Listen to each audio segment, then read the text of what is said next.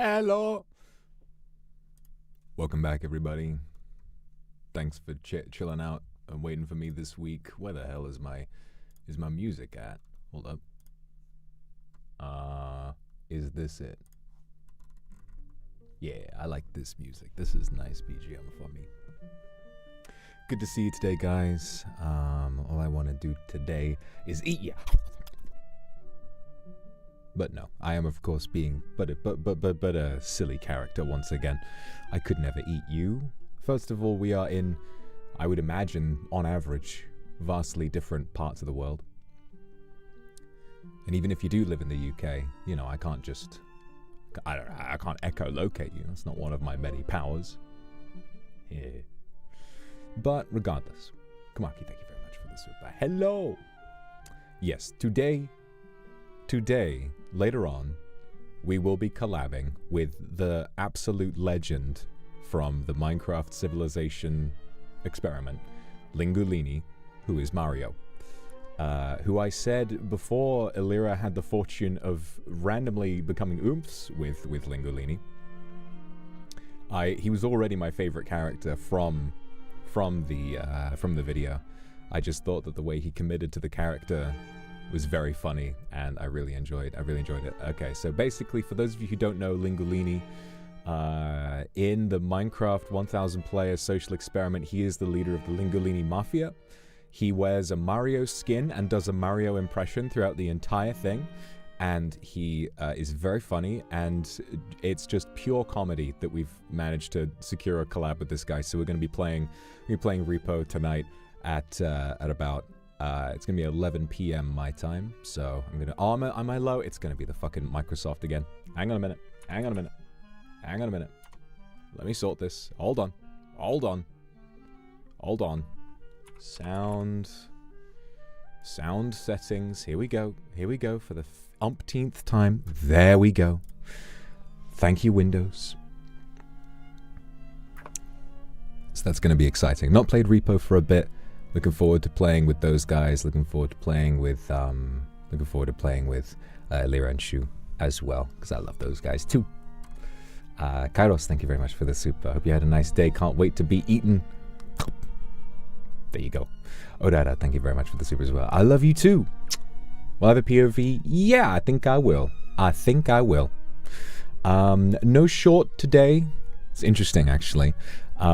So the shorts came about after I basically had a meeting with Mane-san, and Mane-san, as I've told you a million quadrillion times, Mane-san is amazing and lovely and fantastic and listens to me. And one day I went and I spoke with Mane-san, and I just said, man, I don't know if I feel good about a lot of what I'm doing at the moment. And Mane-san was like, well, what do you mean?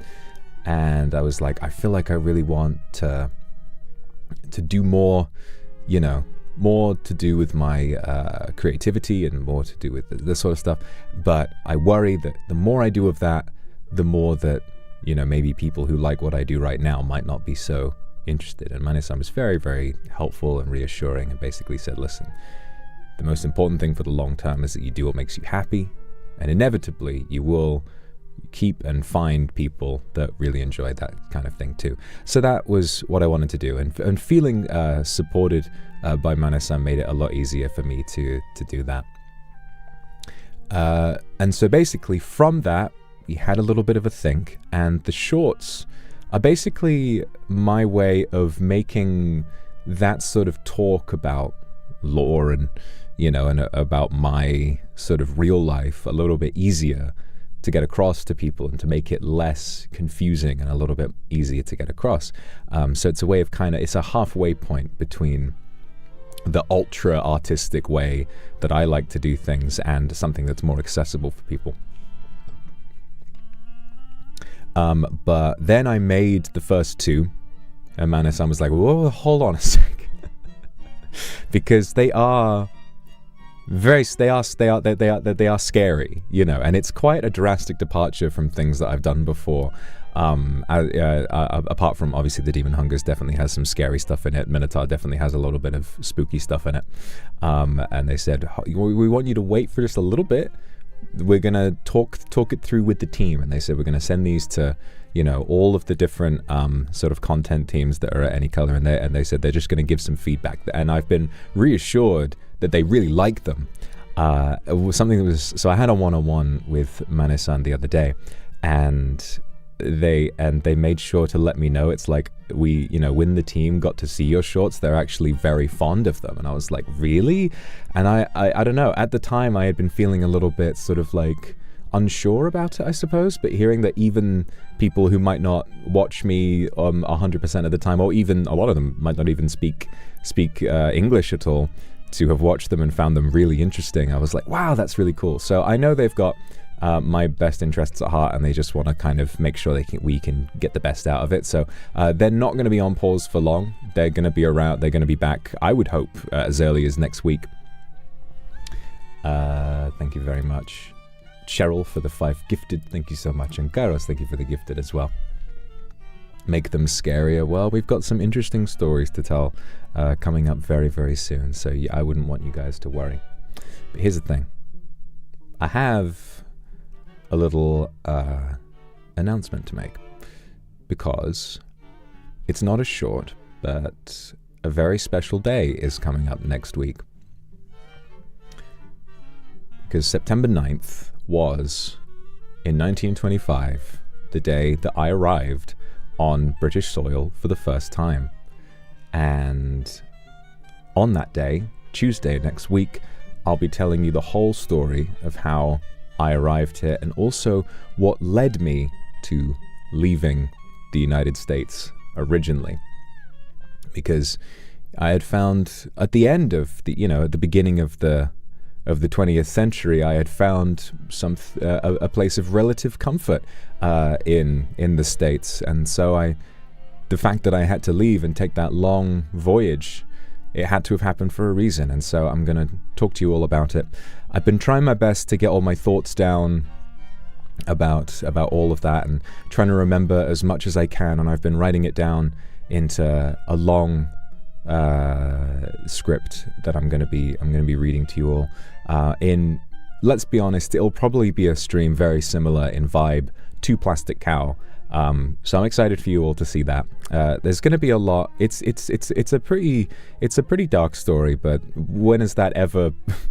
When have you ever been surprised about hearing that from me? I've had a lot of dark stories to tell, so that's fine. But yes, so look forward to that. And next week I will try my best to do a schedule again, and we'll see if we can get some stuff out. So I'm going to be doing that, of course. And thank you for the Super Mayo. I missed you too. But yes, we're doing that. I will be playing. Is it tomorrow? I think there's the Minecraft. I think people are playing Minecraft Hardcore. We're going to go to the end tomorrow. So I'm going to make sure I'm there for that as well. And then what else? So we're going to do that. Avis, thank you very much for the gifted. And then I would like to play some other games next week. I'd like to do, I had an idea for a little challenge as well, because what I've been feeling is like I used my treadmill once and I've kind of just not used it again. So I'm going to push myself. I'm going to be like, okay, let's use it again. Had an idea for a stream where we can play Minecraft, but for every step I take in the game, I have to walk a step in real life. So basically, anytime we're out and about in Minecraft, I'll be on the treadmill, and we've got to try and do that. So that should be good. Have you seen Wednesday Season 2 yet? I've not seen Wednesday Season 1 at all, unfortunately. And Alice, thank you very much for the super. Plastic Cow is my anthem, and this will be a wonderful addition. Yeah, I quite like how the script is turning out so far, but we'll see. I'm hoping I can get the best of the details in there. Katakitoshi, thank you very much. Love seeing your creativity at work. It feels good. It feels really good to get it all put out there, and you never know. You never know what it might turn into. I think at this point, I just have to be brave. I have to be brave and, you know, seek the things in life that I want the most. And for me, that's to, you know, to feel confident in putting out creative stuff all the time. You know, I'd be doing it every day if I had, you know, if I had it locked down on the straight and narrow. So, yeah. Sorry that I didn't stream this week. I've just been dealing with a lot of random points of stress, which I've mostly gotten sorted by now. Janice, thank you very much for the Aku Super. Thank you so much, sweetheart. Miss you so much. I missed you too. I took Purikura at Oin Cafe and it felt just like a little date with you. Your big heart almost filled the screen. My smile in the video. Aww, it's been so long since I felt this happy. I'm glad I could have made you happy. Wishing you happiness too. Thank you very much, Janice. That's really, really kind of you. Thank you for the Aku Super, and I'm so glad you had a nice time at the Collab Cafe. Lulu Wolf, thank you for 10 gifted. Wowie zowie, thank you so much. Lulu, thank you very much. Misty, thank you. Wednesday. Talk about another Wednesday? No, I promise. That's why I've not seen the show. Melissa, thank you for the super. Hope the stream goes well, and I can't wait to watch it later. It will. Don't worry. Don't worry. Good luck at work today. And Kairos, thank you very much for the super. But yeah, a bunch of pain points and stresses this week. Lots of random things happening that you have to sort of stand up and cope with. And that's just life sometimes. Shall I tell you something that happened just this morning? And this is not a joke. This is not a joke. This is not a lie. This literally happened to me this very morning.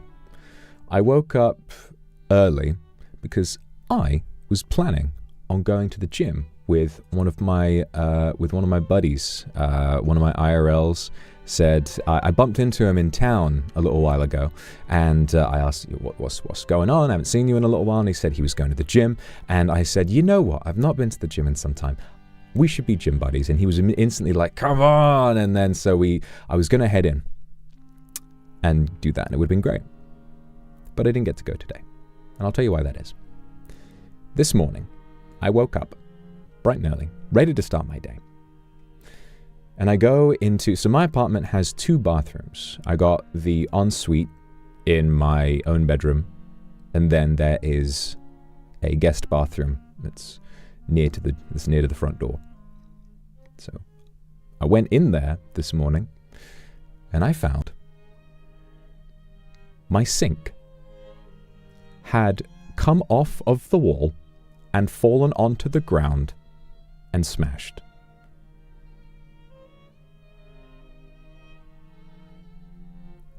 The pipes were all bent out of shape, and I thank my lucky stars that none of the pipes channeling active water had burst, because there was no running water going everywhere, so it was just the whole thing just kaplunk straight onto the ground, and somehow I slept through the whole thing and didn't hear it.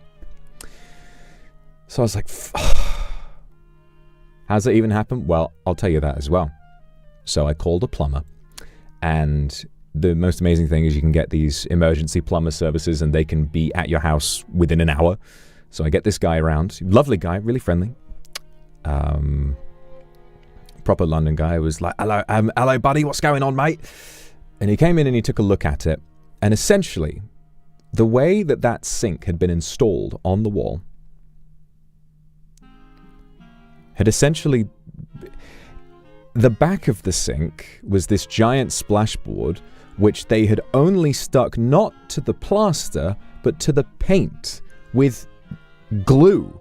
It had been glued onto the wall. And I had noticed sometimes, like, the paint around the top of it had kind of been pulled off a little bit. Now, it wasn't only glued. There were, like, plastic fittings, like little bolts and nails through it that were fixing it to the wall, but they were like made of plastic, and they also had just gone into the plaster and not any of the actual sort of stonework behind the plaster. So very little was actually holding it up there. And I can only imagine that my bloody landlord was most likely just like, you know, trying to figure out the least expensive fittings possible, just so that they could call it a day and get someone into this apartment. And so yeah, for the few years I've been living here, I was just like, this looks fine. And then this morning it just boom onto the floor. So I had to call a plumber, and of course getting the whole thing inspected and looked at is like it's like $1,000, and then them coming round in a few days' time while there's rubble all over the floor, that's going to cost even more money, and that's life. So that was definitely a decently stressful experience this morning. But I feel better that now that I'm streaming. This feels good. This feels fine. It's a miracle it took that long to break. I mean, there were some things keeping it secure underneath. It wasn't just glue, but yeah, obviously it's all destroyed now. So I'm gonna need a new sink, but that's life. That is how that goes. Efita, thank you very much for the gifted. Misty, thank you very much for the super. Been at the Universal Donkey Kong area. I've been. I went to USJ in Osaka. I went to Donkey Kong Land with Doppio and Marilyn, and we went on the big minecart ride, and it was fantastic. I loved it. Yubo, thank you for the 5 gifted as well. Thank you so much. Efita, I forgot to give you a kiss. There you go. Succubus, thank you very much for the super. I miss you. Kiss attack. Oh my god, there's so many.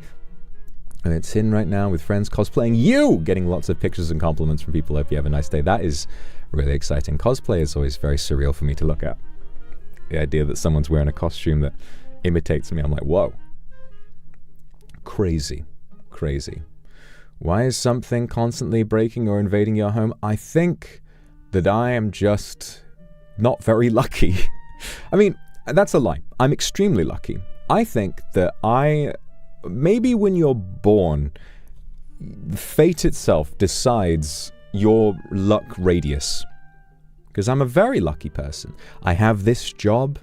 I have, I've lived for a long time. I've met all of you. That, I'm extremely lucky to be in this position. But so much unlucky stuff happens to me as well. So I think that I am just of a very high range of risk, of luck. I think that I am both extremely lucky and unlucky, depending on the time. So, now that that's happened, I'm just waiting for some really good luck to happen at some point. But you never know what's going to happen in life.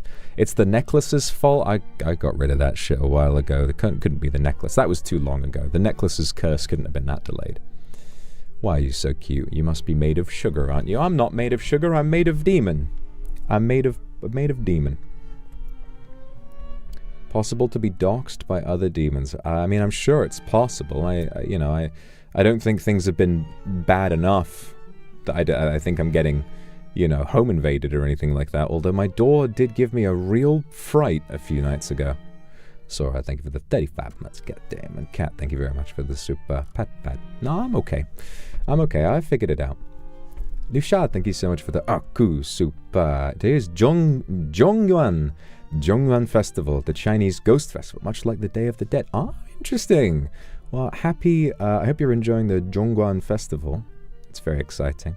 I'm not super familiar with that, but I recognize the word Zhong because of I'm not sure if he's a god or a folkloric character, but I know of Zhong Kui had a lot to do with spirits. So I should do some more reading. About that sort of thing. Sabina Carey, thank you very much for the 5 gifted. It means middle. Oh, middle perhaps as in halfway between living and dead. Oh, that's interesting. Oh. I always find, I remember when I learned about, it was only really when I learned about the meaning of Iron Fist's alt line in Marvel Rivals, Qiguan Changhong, that I was like, wow, I saw a YouTube short that kind of broke down what each character means and how it fits into that proverb, and I was really surprised by like how much meaning is implied by each of those characters. So I think it's a really fascinating language.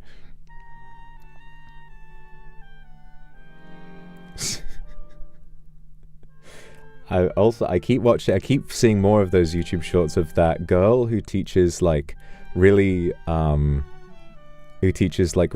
of sus things to say in Chinese, and then the guy who teaches really funny things to say in Chinese, So she's like, how to say bark for me in Chinese, 给我狗叫. At least I think that's it. And he's like, how to say I'm gooning to LeBron in Chinese. But I can't quite remember. I can't quite remember that.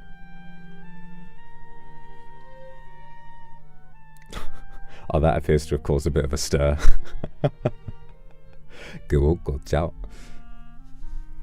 See how to say lock in. I don't think I did see that one, no. I don't think I did see that one.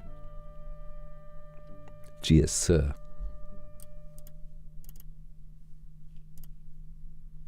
Yukimi, thank you very much for the super. Hope many, many more wonderful things come to you from now on. I'm sure they will. Hey, you're a wonderful thing, and you've come to me. I'll season myself to be sweet as honey. Mmm, delicious. No, thank you very much. Please take a deep breath and always smile. I'm trying to. The pronunciation is on point. You guys really think my pronunciation is good? Chinese pronunciation is difficult because you have to be so mindful of the intonation. You know, how to pronounce the different characters. It's a little tricky, but it is fun to learn. I find it very. It's similar with, well, a lot of languages. I think I really enjoy mastering the pronunciation, but that does mean that I kind of become the guy who's like, you guys mind if a white boy speak a little Chinese? Because, you know, if I go to a restaurant, I like to try pronouncing the meal item correctly. So I went to the pub with my friends a little while ago, and they had this Italian beer. It's very famous, you know, Birra Moretti, and it was a special version of Birra Moretti that comes with called Sale di Mare, which I believe is made with salt water in some way. It's very nice, and so obviously I'm there to the British bartender, surrounded by only British people, and I'm like, Birra Moretti, Sale di Mare, and they're like, okay. I mean, I wasn't that expressive about it, but yeah, I just can't help like trying to do it right. It feels fun to me. See ya. Thank you so much for the super. It's been a while. Uni has not been kind, but at least I have a proper goal. Yeah, it's hard work, but I'm really proud of you. Planning to work on game animatics after uni. Had a nice birthday. Hope you're doing well. Hopefully I'm making you proud. You're making me incredibly proud. Best of luck with uni. What's easier for you to pronounce, Chinese or Japanese? Well, I think I'm a little more familiar with Japanese because I've had to learn a lot of Japanese for work. So I think I do find that pronunciation a little easier. I think a lot of Chinese pronunciation to Westerners can seem a little counterintuitive. It seems a little confusing to a Western speaker, you know, an English speaker. So, you know, like the big one is R, like that being the number 2, R. Like that being represented in pinyin by ER, that, you know, we would, in the UK, we pronounce that just but in, you know, other languages that might just be the letter E. So it's kind of difficult to, you know, and then ts, like if that in pinyin is SI with a little kind of accent on the I, and we would read that as si, you know, s. It's like it seems a little it's definitely different. It's definitely different. But it's fun. It's fun to learn. It's always fun to learn. Misty, thank you very much for the super. I'll pay you to stop being funny and trying to hold a poker face in this airport. Chicken butt. Faith, thank you very much for the super. Why are you trying to eat me? I wouldn't even taste good to you. How do you know? How do you know you wouldn't taste good?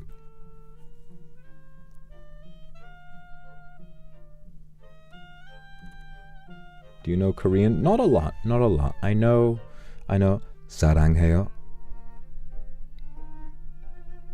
And I remember from this one really cute video of I might have talked about it before. This really cute video of this mum talking to her little daughter, trying to get her to learn, like, oh, it's not okay to, you know, it's not okay to talk to strangers. She's talking in Korean, and then she says, okay, what do you do if a stranger tries to take you home from school? And she says, yeah. She says, 안 돼요, 안 돼요.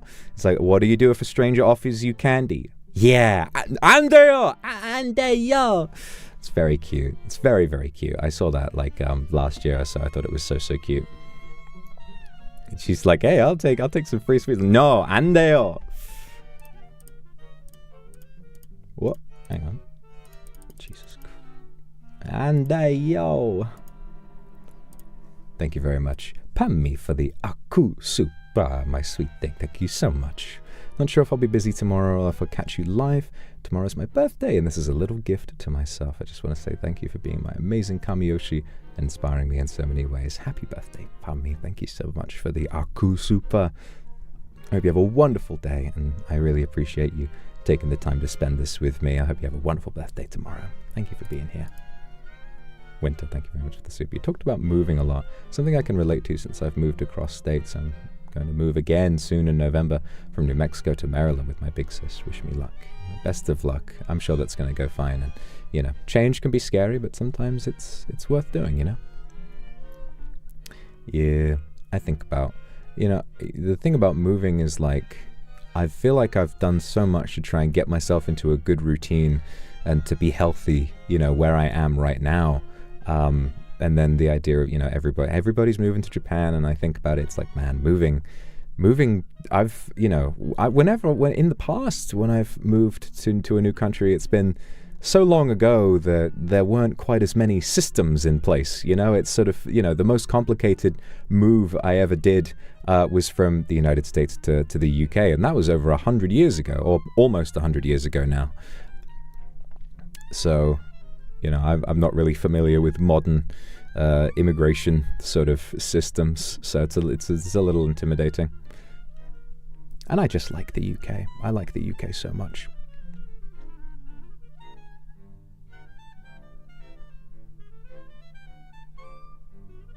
How'd I get from Japan to the US? That was over a very, very long stretch of time. A while after, I mean, I couldn't live in Japan for much longer after everything went down in the Demon Hungers, because I was being, you know, a lot of people knew about me, and a lot of people knew that I was kind of an unscrupulous character, to put it mildly. So I was on the run for a lot of it after I woke up, and then obviously just a lot of memories from that place. I think at the time I needed to get going, and so it's just how I always did. I would stow away on a ship, or, you know, sort of pay for passage on a ship, and, you know, money would take you a long way back then.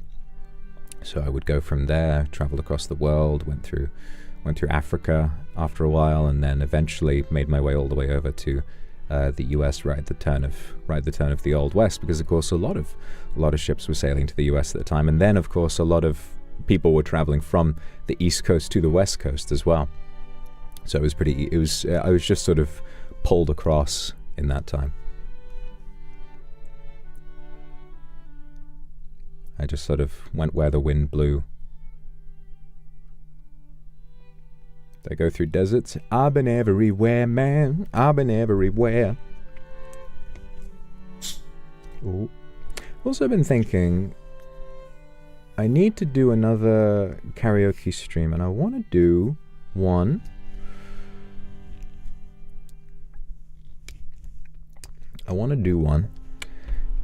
That's like, I want to do some old-timey music. I want to do some swing. I want to do some old-fashioned type songs, because I've been listening to a lot of old music. It's very nostalgic. It's very nostalgic listening to old music. You know, a little bit of jazz. Obviously, I can't stop singing the Tennessee Waltz. You know, that's a very special song to me. What I like about old music is the lyrics are so plain and straightforward, and they also speak in a dialect that was, you know, is very charming for the time. It's so peaceful in the country.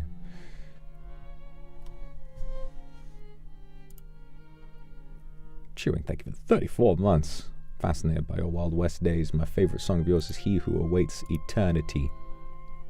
That is a great song. I'm glad you like it. I really enjoyed doing it.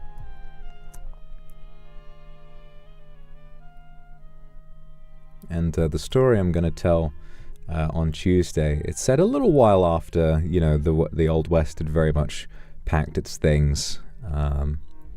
I was living, actually, you know, I mean, for most of the time, I was sort of around and about Arizona, but of course you need to travel from state to state a fair bit when you're in that line of work. But after all of that, and when industrialization came in, and when, you know, all the old saloon towns started to sort of develop a little bit more, I wound up moving back east. Misty, thank you very much for the super. Definitely fits classical music to serenade by the night, dog. Thank you, dog. And Uni, thank you very much for the super. I've gotten off to work at a car spare part. Ooh, that's fun. I always like talking with practical builder mechanic people because I don't understand it. I could never work that kind of a job. I got a friend of mine who's been a mechanic for some years. He works on cars, and it's like wizardry to me. The idea of just getting underneath the car and knowing what does what and being able to actually fix it. Wow. Just crazy. Just crazy what some people can do. Heika, thank you very much for the super. Can you try to cross-reference the Wei-Jiao system to figure out Chinese pronunciation? It's an older 19th, 20th century system romanizing Chinese, developed by 2 Brits. Oh, maybe. I mean, I think I understand Chinese pronunciation decently well by this time. You know, I think I've learned enough to get most of how to pronounce it, but I think there are probably a few characters in there that I'm not too familiar with still.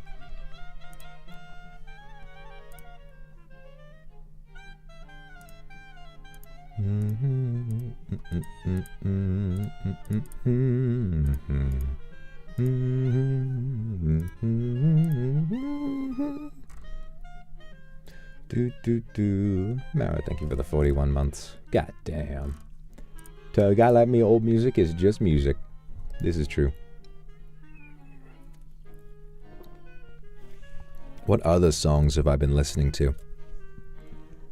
I'll tell you something, right? If you got Spotify, go and get the... You know you can do song radio on Spotify? If you go on Spotify and you do song radio, do it for Pumped Up Kicks. Because I put on the song radio for Pumped Up Kicks on Spotify, and I listened to that while I was going for a walk a few days ago.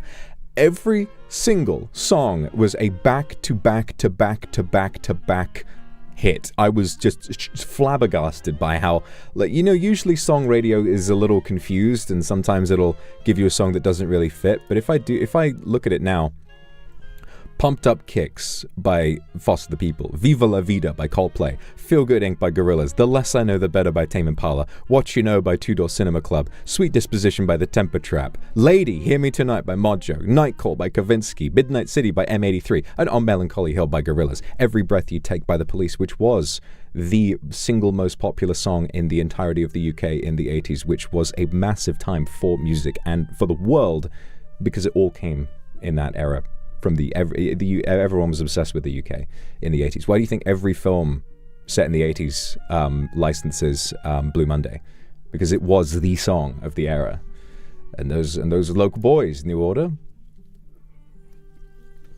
Seisiseki, thank you very much for the super. Would you consider learning other Southeast Asian languages like Tagalog, Malay, or Thai? I definitely like to learn little bits and pieces. I know some phrases, you know, dak naka and all of that, but what else is there? Oh, malkita, yeah.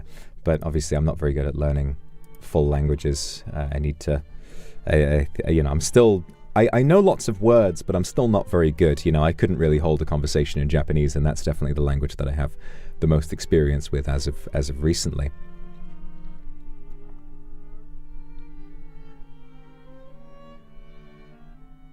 Down Under by Men at Work. Oh my god. Safed Sound, Capital Cities. Borderline, Tame Impala. Your Woman by White Town. Everybody Wants to Rule the World by Tears for Fucking Fears, ladies and gentlemen. Oh my god, so many bangers on that song radio.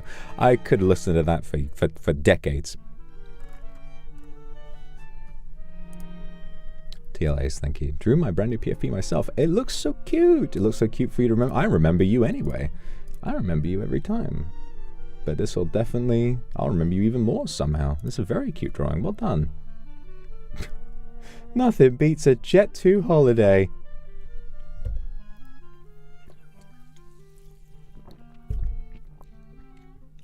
Yeah. Call me nothing the way my dick's a Jet 2 holiday.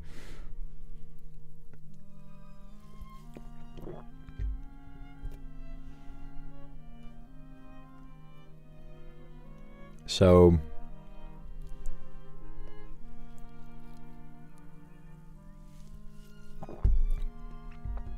yeah, basically, I'm Monkey, Goo Goo Gaga. Um...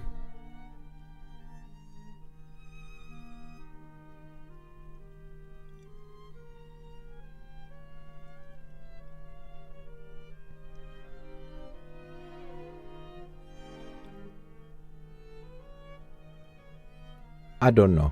I don't know right now. I don't know. I'm confused. Monkey, is you are not Goo Goo Gaga. Well, I could be Goo Goo Gaga if I want to. I'm being the Goo Goo Gaga gang if I so choose. Misty, thank you for the super. Swallow water before listening to Steam, lest you spit out laughing. This is true. She's sweet. Thank you for the 40 months. Hello, Monkey Man. Oh my god. Oh my god. Yeah, no, the one brain cell got stolen. I lost it along the way. So about that new phone call, VP, yes, thank you for bringing this up. We have a new voice pack on the horizon. Releasing on September 11th, the phone call voice pack. This one I wrote myself and it comes from the heart very much. I'm not going to tell you exactly the setup or the idea behind it, but it is a very, very jealous voice pack. Yes. Yes, it is. Yes, it is. So it's going to be a good one. I wrote it. It's got my own flavor of intensity, I will say. I think you're going to really like it. I think you're going to really like it.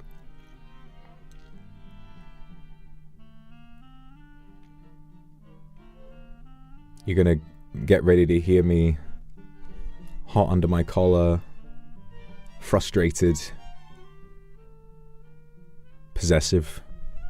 It's going to be good. So make sure you pick that up when it releases next week on the what day? Thursday. Thursday next week. Very lively, thank you for the super. Some people said you thought your accent was Canadian.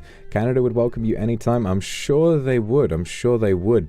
I mean, people love British accents aboard, from what I understand. Whenever I've gone anywhere, like especially America, from what I found, especially in the South, you know, because I've been to the South a few times since you know, moving full time to the UK and having a British accent, and they do find it very entertaining. Oh man, are you British? Why, yes I am. That's just fantastic. We never had a British guy come into our store before. Boy howdy.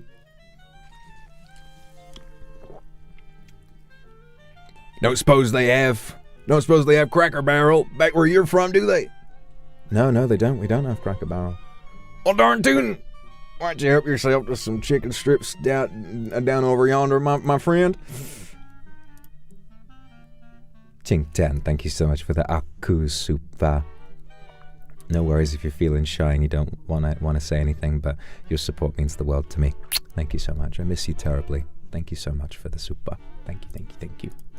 Misty, thank you very much. Power scaling son or shipping daughter? Now, this is a very, very difficult question to answer because both have their ups and downs. The average power scaler is kind of annoying, but power scalers very rarely cause real problems. They will bicker about shit that doesn't matter, and the worst thing that power scalers do is they dilute film discourse, I think. The worst thing power scalers do is they make it difficult to talk about film because they will just wind up talking about like how powerful the characters were, which doesn't ultimately relate to the quality of a story whatsoever. Now, Shipping Daughter is interesting because Shipping Daughter has the potential to be a very creative, productive, powerful member of society who writes fics, who will, in some cases, will even be able to take that shipping and use it to motivate her to produce other works of art. For example, The Love Hypothesis being written and illustrated by Irelo fan writer and fan artist respectively. So a lot of talent exists within Shipping Daughter, but remember, it's like a bell curve. The average power scaler is annoying, but not much more, whereas shippers have the potential to be both incredible and some of the worst people that you have ever met in your entire life. It ranges from creating beautiful works of art because a ship gave you a lot of motivation and, you know, giving back to a fandom, and then it ranges to, I'm sorry to put you all on blast, but the galas need... I thought I understood the depth and power of a parasocial relationship, but truly, I think the galas have everyone beat. The idea of grown women in tears because someone who was not another woman that they listened to the music of married a man that she liked. The idea that... And if, like... I understand, as a person who very strongly believes that Pedro Pascal is gay, I understand that there's a novelty to speculating about celebrities. Behind closed doors, there's a bit of fun to that. There's something that's like, oh, what about this? And people talking about celebrities is a part of the job. You know, you have to accept that, and it's not as though I'm saying that Taylor is bothered by these kinds of things. I'm not like, leave her alone or anything like that. I mostly just feel surprised by just how... I saw a comment where it was like, someone said, I'm starting to feel like I never really knew her at all. And I was like, what do you mean? What do you mean? No, you didn't. She doesn't know who you are at all. But yes, the galas were... I learned this when this all started happening, when the proposal happened. It was apparently there's a huge fandom of people who thought that Taylor Swift was actually a lesbian, and that she would inevitably, you know, after her troubles with men, you know, lots of breakup songs and all of that, that she would eventually go on to marry a woman. And you can think that, but the idea of basing so much of your personality around what another person does with their life, who they choose to marry, very weird. Very, very weird. The idea of them saying, like, oh, I'm screaming and crying, I can't believe she would do this. Like, what? Marry, like, the one man who seems to be consistently treating her very nicely? Thank God Taylor has found a man that loves her and that she loves. Thank God. From all her music, it seems like she's had a terrible go of it. So I'm very, yes, Taylor, if you're watching this, very happy for you with your marriage. I mean, I know Taylor's not watching this, but it's kind of funny to say. Emiraki, thank you for the super. I'm really late because I'm handing out cows to Kindred at a con. Oh, I'm hyped for everything you're working on right now. Can't wait to see what you do. I think you're going to enjoy it. I think you're going to enjoy it. It's got a different tone to Plastic Cow, certainly. It's less... Well, you'll see. You'll see. I'll try not to spoil too much. Odessa, thank you very much for the super. How was it? Thank you very much as well. And Kazuna, thank you for the super. Went to the OEN cafe today. Took a purikura with you, and it's so cute. Aw, love the merchant spaghetti, but it's a little too spicy for me. I'm sorry, it's too spicy. I love spicy. I love spicy food. So, that was going to be on my menu. Please don't un-British my British anything but that. No, don't worry, that won't be happening. But yeah, very proud of what am I saying proud? I mostly just, that's what I'm saying. Right, is that Shipping Daughter has the potential to be much worse, but also much better. So, I mean, I am a gambling man, so I would say with the interest of being a girl dad, and also, I'd like to be a boy dad as well, but I'm a gambling man usually, so I think I would go for Shipping Daughter, just for the off chance that she would be, you know, very productive and would channel her interest in shipping into something that I, as a father, could be proud of. Because most likely Power Scaling Son is just going to spend a lot of time online debating things that don't really need to be debated. You know, like, Power Scaling is a fun... I enjoy it. It's a fun little thought experiment sometimes. I enjoy taking random feats of strength that occur only from, you know, what has been animated as a gag or something, and then taking it as a very literal expression of a character's power. Like Bugs Bunny how Bugs Bunny would be like, you know, like 2A level power because he has Toon Force and the ability to manipulate reality by rewriting the script and all that kind of stuff when it's really just jokes. Like, that's fun. That's a bit of fun. I do enjoy that. But when it comes to, I saw it like, you know, when people talk about Batman and talk about Batman films and say, yeah, but Batman's just not got any powers. I'm like, are you stupid? Are you actually dumb? Like, do you not understand, like that? It just seems like such a bizarre thing to be hung up on. Like, this is like a thing that 11-year-olds would find to be a problem with Batman. Batman beats everyone with prep time. Batman solos Goku if he's got 7 years of prep time. He has tons of money. This is true. Tons of money probably is the greatest superpower of them all. You can do anything. If you got loads of money, you could do absolutely anything in the whole world if you got loads of money. There's nothing stopping you. Well, you can do anything except make people love you, as Elon Musk has tragically found out. But, you know, that's life. Camille, thank you very much for the super. Aini.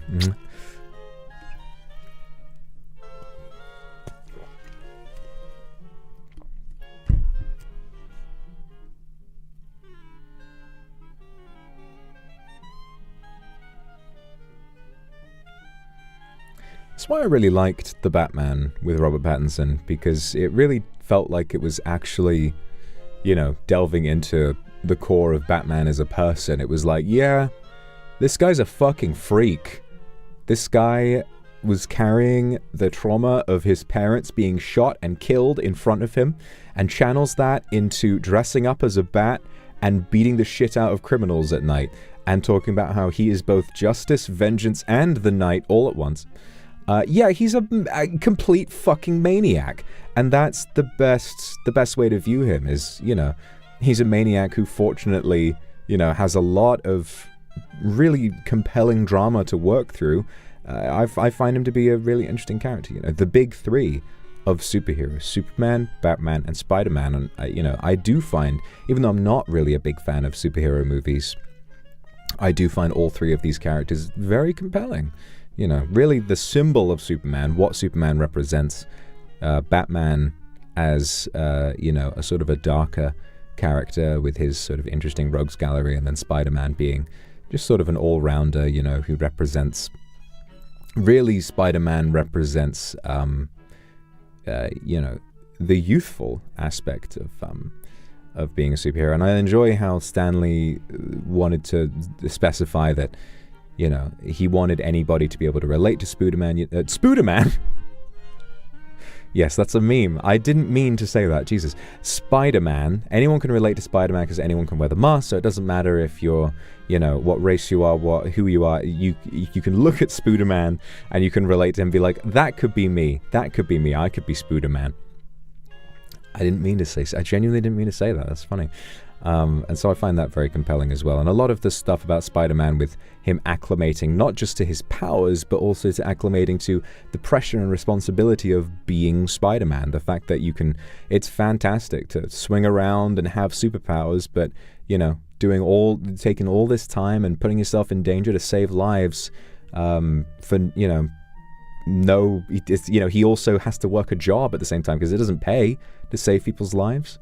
You know, Spider-Man could make a lot of money if he did live streams. I think if Spider-Man just streamed, like an IRL stream while he was like on patrol, he'd make so much money. Spider-Man would be so rich if he did that. Just leave, you know, do it on like Twitch, you know, leave donations on the whole time. He'd make a lot of money. Udada, thank you for the super. Okay, well, if you say so, I believe you.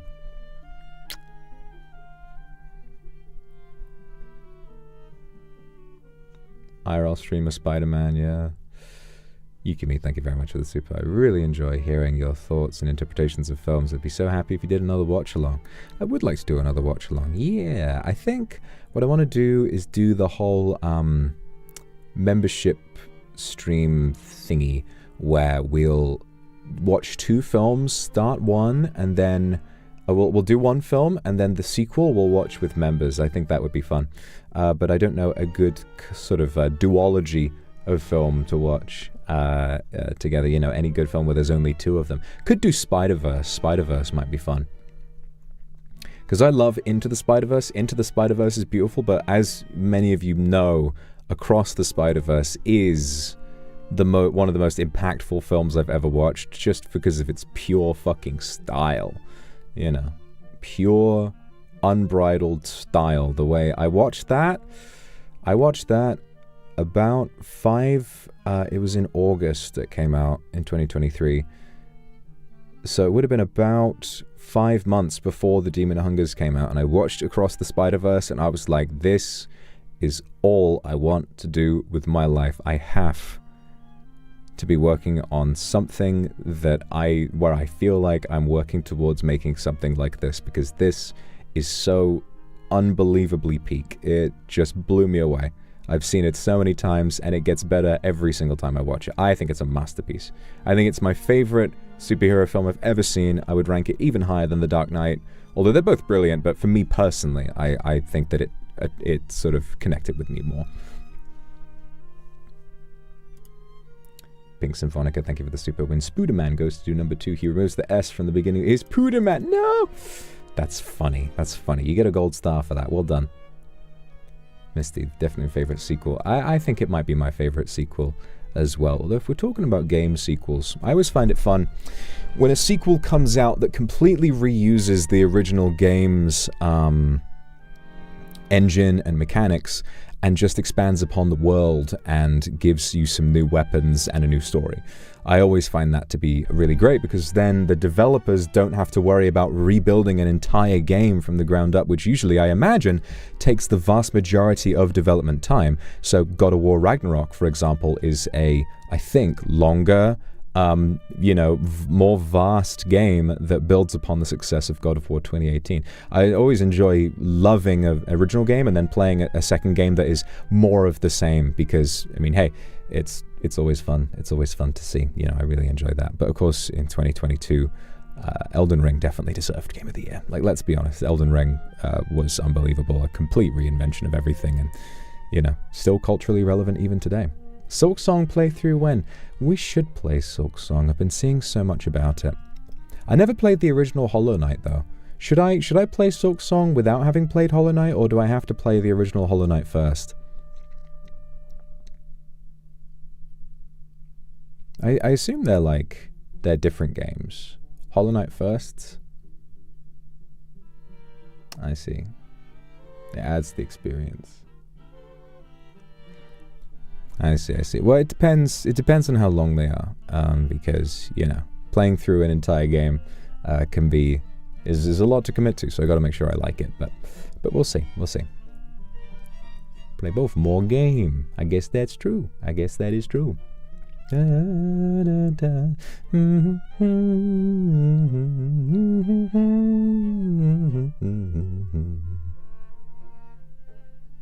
Greg, thanks for the 17 months.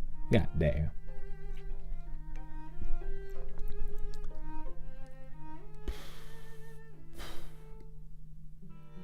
Meh.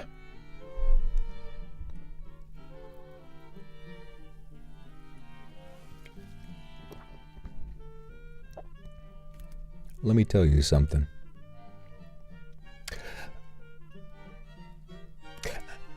It's fine.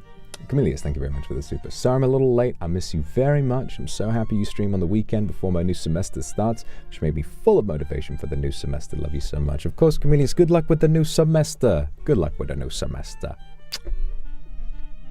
I'm so excited for you. Cape, thank you for the 5 gifted. Wahoo! Thank you so much. Thank you very much. Koopa. Donkey Kong Bonanza Game of the Year timeline slipped through our fingers the day Silksong came out. Well, I don't know, man. Bonanza is a brand new game, and Bonanza is real good. Bonanza is really good. Zali Raid! Come on in, Vezkits. Come on in, everybody. Come on in, Vezkits. Have a good time. We're just chilling out, having a chat right now. Jimmy Saint, thank you very much for the super, Jimmy. Spooderman really gives me Patrick Star. I said sponge. Oh, I said SpongeBob. It is kind of the same thing. Spooderman. Hello, everybody. Come on in. Come on in. Enjoy the stream. Yana, thank you for the 5 gifted.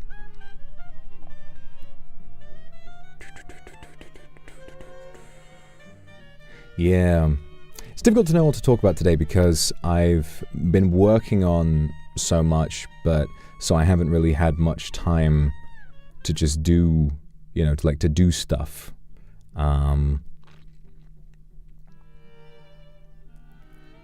So I don't really have much of like a personal, you know, anything in my life to be like, what's going on in my life? It's like, well, it's all fucking boring. It's all boring right now. All I'm doing is just, yeah, calling plumbers to fix the sink that fell off the wall. You know, collecting letters from my post box down in reception. And then I'm bloody opening the letters, paying the bill that's in the letter. And I'm like, well, damn. Now I don't want to do anything else. Full Flat, thank you for the super. I'm trying to accept my appearance this month of visibility and self-love. My motivation is your birthday stream from this year. That's so sweet, and I think you're very pretty, Warfire. Thank you for the super. I'm really proud of you for feeling like you want to do that. Well done. It's like they sort of talk about how you spend all day in waiting mode. If you have an appointment or something, you will just sit around and be like, well, I can't do anything because I got to go do something later. So you just kind of sit like. That's what when I'm in a real and then I'm late anyway. Every time I will be late anyway. The ADHD thing is. I've been noticing how bad my time blindness is recently so much. Like. The amount of times that I will... my toxic trait, right? My toxic trait is saying, I can get there in 5 minutes. And it's like a 25-minute walk. But because I, A, walk fast, and B, in my head, I'm like, yeah, I can get there pretty fast. I will just always leave late because I think I can get there on time. I have no understanding of how long it would take to actually get somewhere on foot. I just keep thinking, yeah, I can get there, whatever. Yeah, you know, I can do that. Doom scrolling affects me a lot too because I will think I've been doom scrolling. My other toxic trait that I really want to fix because it always feels grim is waking up on time and then looking at my phone in bed and then literally an hour and a half will pass and I don't even notice the time. I'm like, how has it gotten to that time already? It's just, it doesn't feel like that much time passes at all. I don't know. I'm just so bad at numbers. I'm surprised I've lived this long. I'm surprised I made it this far. Really. It's just, you know, I am... It's a hard knock life. It is a hard knock life. Someone say you should get a separate alarm clock and put your phone somewhere far from your bed. Now, you know what I've been thinking about doing? I should get a Nintendo Alarmo because I think that's the one alarm clock I would be excited enough to use apart from my phone. So if I put my phone in another room and I get the Alarmo and I set it up with like a Donkey Kong theme, Bowser alarm, that would be fun. That would be funny. You know? And then I've just got this little thingy and it's like, ba-bing, Mario time. And then I could wake up that way too. So I can have this literal children's toy designed to help children wake up on time. And then I'm a grown-ass man, much older than anybody who even worked on and invented the Alarmo. And I'm like, man, this children's toy might really help me sort my fucking life out. But I think having a gym buddy is going to be a good way of making sure that I follow my stuff, because you kind of really, you know, it's tricky to do. What you got to do is you have to make sure that you've woken up early enough and you've eaten long enough before, because you need fuel, but you also, if you work out after having just eaten a really heavy meal, you're gonna fucking, Jesus, you will just throw up everywhere. It's horrible. If you go for an intense workout, it's gonna get bounced around in your stomach, so you need enough time to digest it and fuel your, so you have to really, like, plan out your day quite well in order to, like, actually make that work. Lisa, thank you for the 37 months. And Sunny Kindred, thank you very much. Being somewhere on time is hard. It is hard. But that's life. That's what being an adult is all about. It's all about being somewhere on time. Me, I gotta be at my stream on time. I got this stream I have to do. And I gotta do it on time. An alarm clock that runs away from you. Now that, I would... Oh my god, that would make me so annoyed every morning. That would make me so annoyed every morning. I should invent one of those Wallace and Gromit alarm clocks. Where my bed rotates into a 90-degree angle and, like, drops me through the floor. And I go through a pipe that, like, just drops me right into the kitchen. And along the way, it just puts a fresh pair of underwear on me and calls it a day. That's the question. Yeah, are you guys pajama people or are you sleep naked people? Because it kind of depends. It kind of depends, right? Sometimes if I sleep naked, I feel like weirdly too exposed. I think having like your Johnson rocking around can make certain sleeping positions a little uncomfortable. So sometimes I think wearing a pair of boxer briefs, that's usually what I do. I'll just wear a pair of boxer briefs because it kind of makes you feel, it makes your privates feel very snug. It makes them feel very, very just like kept in one place so I can account for it and be like, right, it's there. There they are. No worries. Don't need to stress about where they're going to be in the morning. They're just accounted for. A lot of people saying pajamas. Interesting. Like a whole thing of pajamas. Crazy. Shorts and shirts. Now that's a nice combo. That's a cute combo. Everybody wears PJs. It's crazy. Not what I would have thought. Depends on the day. PJ or cozy clothes. Wow. I always find it too hot. I always find it too hot to wear PJs. But I guess that's because, you know, I sleep under a duvet, which is already quite warm. The way I usually sleep is that I'll get my eye mask on, because them city lights can be a bit bright sometimes, and then I'll turn over on my right-hand side and pull the covers all the way up to my chin and just get, like, as cozy as possible. And I like curling up a little bit. I think that makes it a little bit more comfy. Do I blanket burrito? I don't fully wrap the whole blanket around me, but I just kind of pull it up to my chin and be like, oh, there you go. It makes I like to feel fully supported by it. Yuki, thank you very much for the super. Thank you so much for the super with your a kindred of few words, but nonetheless very grateful for your support today. Thank you so much. Really grateful. Thank you. Kendra, thank you very much for the super. I was diagnosed with ADHD when I was 6-7 years old. I was medicated and hated it because it made me gain weight and stop taking the pills. Better for it and found a way to manage my time better. Yeah, having taken ADHD meds, it is a crazy thing to me. Like, I can't imagine.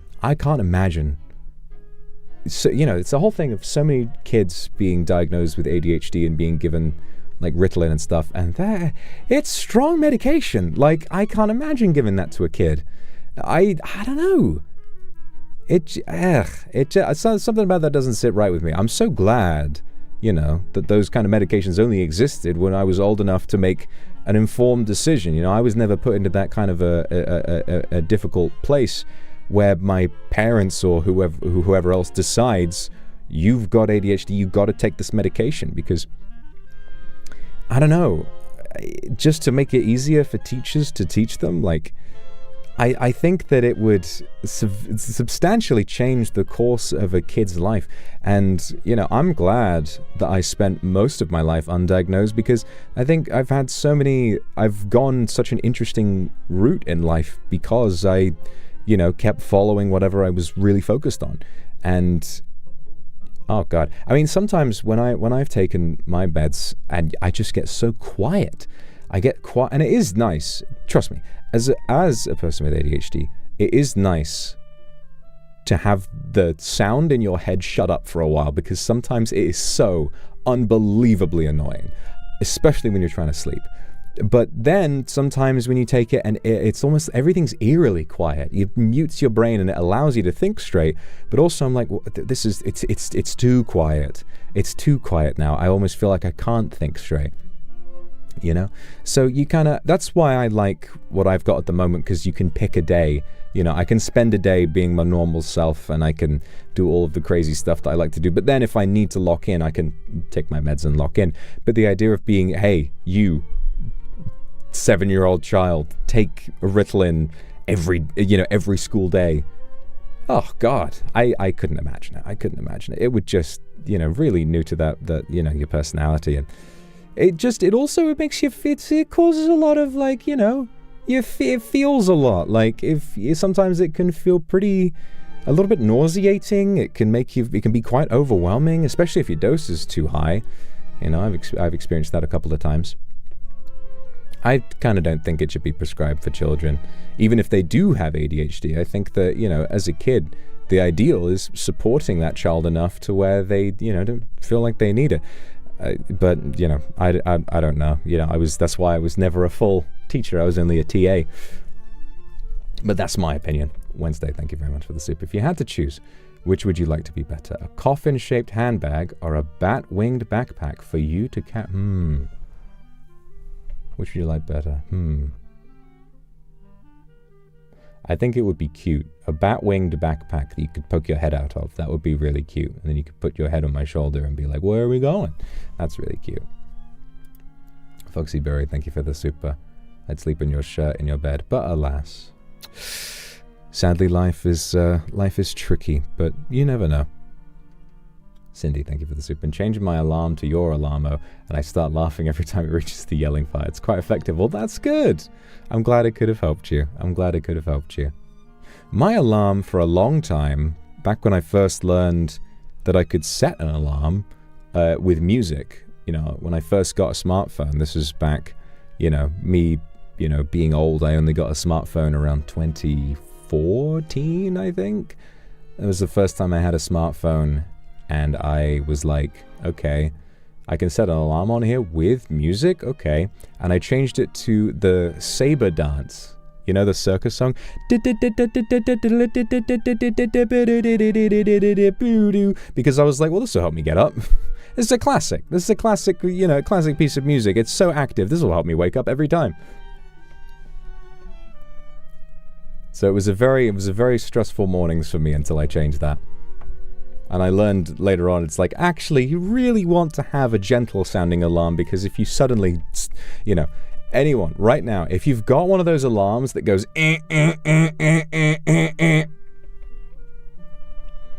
you have to change that, because startling awake to that sound, it's just not good for you. In the long term, it's just going to give you those gray hairs. The stress of waking up that way every morning is just it'd be really hard for you.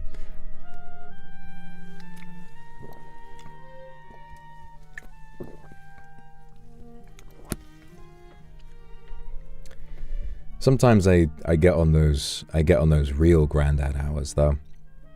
When I feel the happiest in the whole world is when I get to around 9 p.m. and I realize I'm tired. I'm like, yes. Oh, thank the Lord. Time to go to bed at 9 o'clock. I'm like, oh, this feels good. And I take all the time, you brush your teeth, you get everything sorted, finish all your chores, and it's like, okay, time for bed. And then at 9:30, no stress about getting to sleep on time. No need to even set an alarm, because the light will wake me up in the morning and I'll just not have to worry, really. I inevitably, when I wake up after 9:30, I'll probably wake up around 6:30 the next day, and everything will be peaches and cream. That's always a peak day for me. Winter, thank you very much for the super. Got medicine recommended from a teacher and hated it. They tried to convince my mum to keep me on it. She asked what I wanted. Aww. I think that's important. Unless you're dying, then I think that, a parent knows best. So that's good. That's good. Unless, of course, I'm not saying that if your kid is dying, then you should do what the doctors say. But if some teacher has said your kid has ADHD, then you deserve to be skeptical, because it's a little deeper than just they won't pay attention, because that kid might just be bored. They might simply be bored, because a lot of the time school is boring. School is boring, and kids have a lot of energy. Period. Kids want to be outside, they want to play. And, you know, especially in this day and age when so many parents are just sticking their kid on the iPad, many of them are just going to get fidgety and restless because, well, I've been raised in front of this screen with infinite entertainment, and suddenly I have to listen to this old guy teaching me about how to do 2 + 2. I don't care about this. Doesn't mean they have ADHD, they're just, you know, have a shorter attention span, because that's how things are these days. Patishna, thank you so much for the super. Watching tons of your VODs, lovely to see the present. Yeah, I'm glad you've been enjoying my VODs. If you were to eat us, like in your tweet, 98% vodka and whiskey now, you'd have to drink you instead. I can see that. I mean, I'm a big whiskey fan myself. I'm so glad that you're enjoying life and enjoying your drinks. Thank you very much for the super. Very lively, thank you for the super as well. I usually set songs I like as my alarm, but unfortunately, sometimes it seems like my brain hears the song and it includes it in my dreams instead. You know, I remember one time I had something like that. I was trying to get to sleep some time ago, and back in 2016-ish, I had a brief stint playing EVE Online, which I quite enjoyed. And EVE Online is a game I never got too deep into because it's a very deep game. It's very obtuse in its mechanics, and learning how to actually get into it is tough, especially with how player-run it is and how dangerous it can be. You know, you travel, you'd want to explore, and then some other players with, you know, this whole corporation just zoom in and explode your ship, and then you lose everything and you have to start it all again. But the thing about EVE Online is it's got a stunning soundtrack, and it's a very beautiful game to relax to, because you can just glide through space. Sometimes you want to go mining on asteroids, and you just set up your mining laser on the asteroid, and you listen to the soundtrack, and you glide through space, and that is nice. So one night, I listened to the EVE Online soundtrack to try and go to sleep, and I think I had the volume at a certain level, and there was one part of the song, it was like a compilation, like a YouTube, oh, this soundtrack looped for 30 minutes kind of thing. But I think one of the copies of the soundtrack that they'd looped was at a much higher volume than the others. So I was in bed, and I would be falling asleep and dreaming and feeling like I was weightless, floating in space, and suddenly I would just wake up with this really intense version of the music I could hear in my dream, like, whoa, what's going on? And then I would be so groggy that I would fall back asleep, and it felt like I was really just disoriented and confused about where I was, you know. It was quite mad. But I you know, it's not often that the way you sleep sticks in your mind like that, so I guess I'm grateful. Sunny, thank you for the super. I set tons of alarms in the morning. The loud beeping one will be the final one. If I didn't get up that one, I can call a day off from work. That's fair enough. That's fair enough. Some days, you just need to take a day off. And you know what I think? Yukiji, thank you for the super. I cannot handle my brain when it's free. That, well, I hope you feel happy, regardless. You know, I hope that worked for you even still. What was I gonna say? Oh God, what was I gonna say? Ah, for fuck's sake! I was gonna go off on a tangent. I want to thank Super before it disappeared. What was I talking about? Aha! Call day off. That's it. That's what I was gonna talk about. At your job, in your day job, there's always, from everybody I've talked to, there's always one person in office who is the one person who actually tries, and everybody else just takes the piss. Like, the amount of people who will just say, I'm going for my lunch break, and take like a double lunch break. Or, you know, they will like do the bare minimum. And they are technically doing their job, but like one other person is really needing to pick up the slack. And they do it because they're responsible and they work hard. And then another person's like kind of, you know, I think if you're that person, if you're the person who feels like you're doing all the work around the office, remember that if you're already very valued at the office, you already have a good reputation, you already are really well valued by your employer, probably, you can have a few days off too. That way, you might actually train some of the others. If you're not there, what are they going to do? Well, they've got to figure it out. They got to figure it out.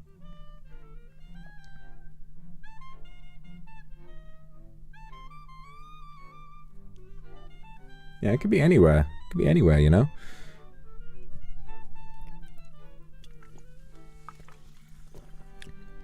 But I think it is usually in sort of an office environment, because in an office environment, everybody tends to have roughly similar qualifications on, you know, if you have the same job title.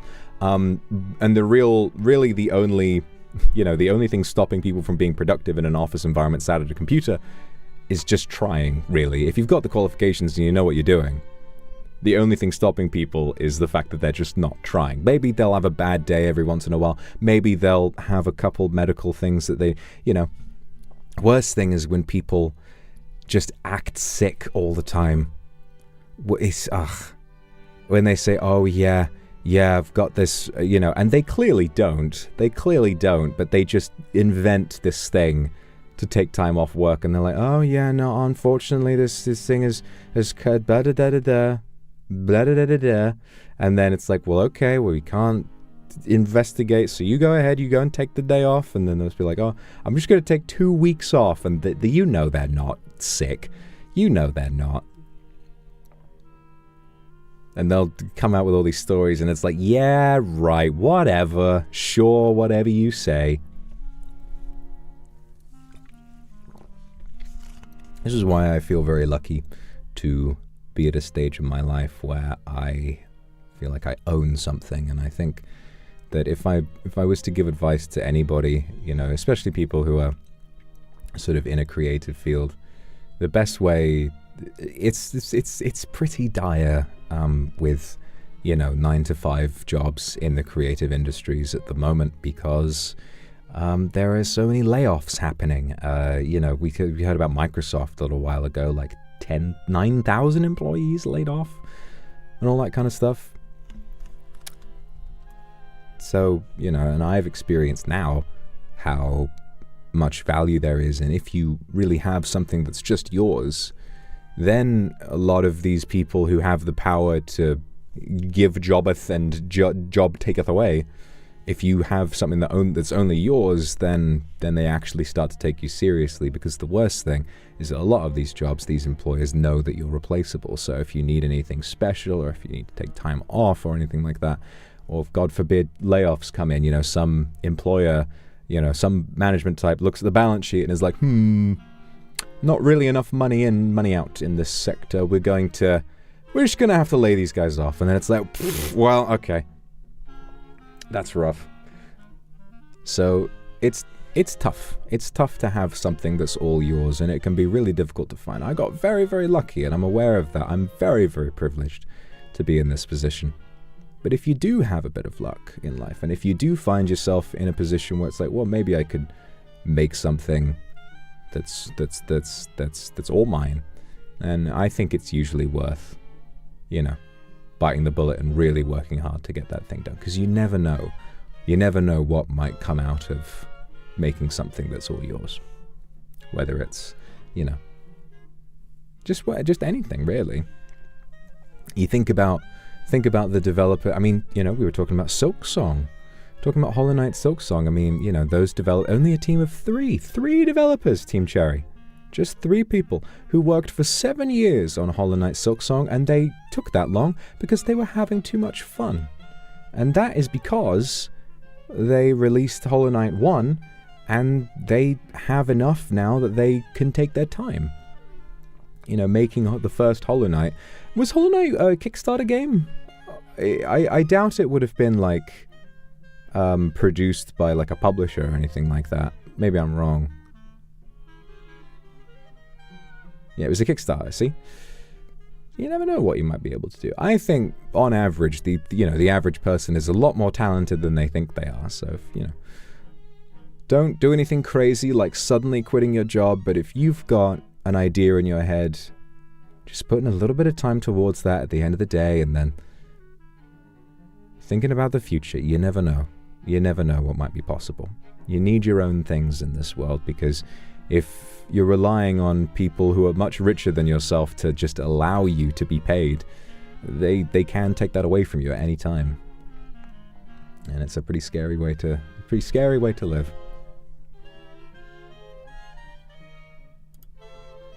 Jiayu, thank you so much for the super. And Snotaku, thank you very much. My time blindness is my true toxic trait, so I have these clocks that teach kids what time looks like. Save my sanity when it comes to work. I've been thinking about something similar. I feel like I should just set alarms for my whole day. Literally just break my whole day up into like a timetable, like I'm back working at that school again. You know? At this time, you are here. At this time, you got to do this. At this time, you got to do that. Have alarm on my phone say, go do this. I've tried doing a daily schedule before, and it's never worked. But I don't know. You never know. I've had so many times where I've tried locking in and doing that, but I don't know. It's every day I will just get a vibe for what I want to do, and then that's what I wind up doing. And if I try to force myself to do anything else, it's miserable. But discipline is important as well. Cape, thank you for the super. Next time, say a trigger warning where you talk about the W word and the J word. Some of us are sensitive to it. I'm sorry for talking about employment, work, and jobs. But you guys need... Unless you happen to be of some special circumstances, which means you can't do that, which I'm obviously not talking about. Unless there's something that is specific to you that I obviously do not know, then you should probably think about getting a job. But of course, I'm not talking about people with disabilities or people who have any number of specific circumstances, which means they can't, because obviously that's not what I mean, please. But you should probably get a job. Misa, thank you for this so much. Went to Taiwan for my Luxiem Collab Cafe today too. I'm back in Japan. I ate you up. You ate me up? Are we gonna be like the Ouroboros? We're gonna be eating each other. Everyone in Taiwan was so kind. Happy I got an amazing experience because of you. I'm really, really glad you had a nice time. Really glad you got a chance to experience that. And you ate me up. Oh my god. Still a uni student. Yep. Working on it. That's good enough. Because from everything I've heard from people who are seeking employment, the job sector is fucking... The job hunt in this day and age is fucking impossible for people.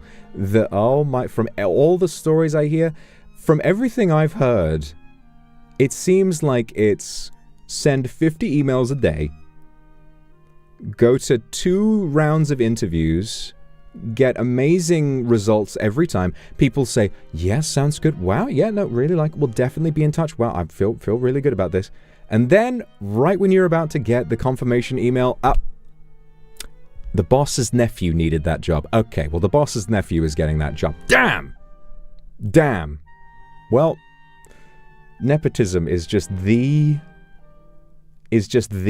thing these days. It just seems like it's happening everywhere. No matter what happens, you will always just run into somebody who is like, okay, well, you were really good for the job, but like, the boss's son wants the job, so we're gonna give it to him. It's like, well, okay. This is why the best piece of advice I could give to anybody: if you find a way to endear yourself to a rich person, you do it, okay? It's a hard knock life. It is very difficult to get anywhere. If someone with money ever takes even a remote interest in you, you fucking hang on to that, okay? And don't use them, treat them like a person. But it's worth doing, okay? It's worth doing. Because you never know where opportunities might come from. Really, just having lots of friends is important. Because you never know what people might be able to give you. Sugar daddy. if any of you are in a sugar daddy relationship, hey, congratulations, you made it. You made it. Speaking from experience, not really. Not really particularly. I think I've had a few experiences where I feel like whenever it's never really resulted in a big opportunity for me or anything, but I've run into a few times where occasionally I'll have the opportunity to meet someone who's quite, successful or something like that, or someone who's like, wow, this person has like something interesting about them, or they, maybe they've got a lot of money, or maybe they're quite high ranking in their industry or something. A lot of the time, people seem to like me, and it's weird. Like, they'll suddenly just sort of start asking after me and being like, "Hey, do you want to hang out?" I'm like, "Well," people just kind of, people just seem to. Oh yeah, I just realized. If I have, oh yeah, it's not that I'm particularly likable. It's the whole voice demon thing. I'm just casually manipulating them and they don't even know. And neither did I, apparently. I never even thought about it. That's it. It's such a passive thing. I just see people are nice to me and I'm like, I wonder why that is. Ah. It's not even anything real. It's just like, oh. I can't turn that shit off. You think I'm likable? Well, that's good. Maybe that helps.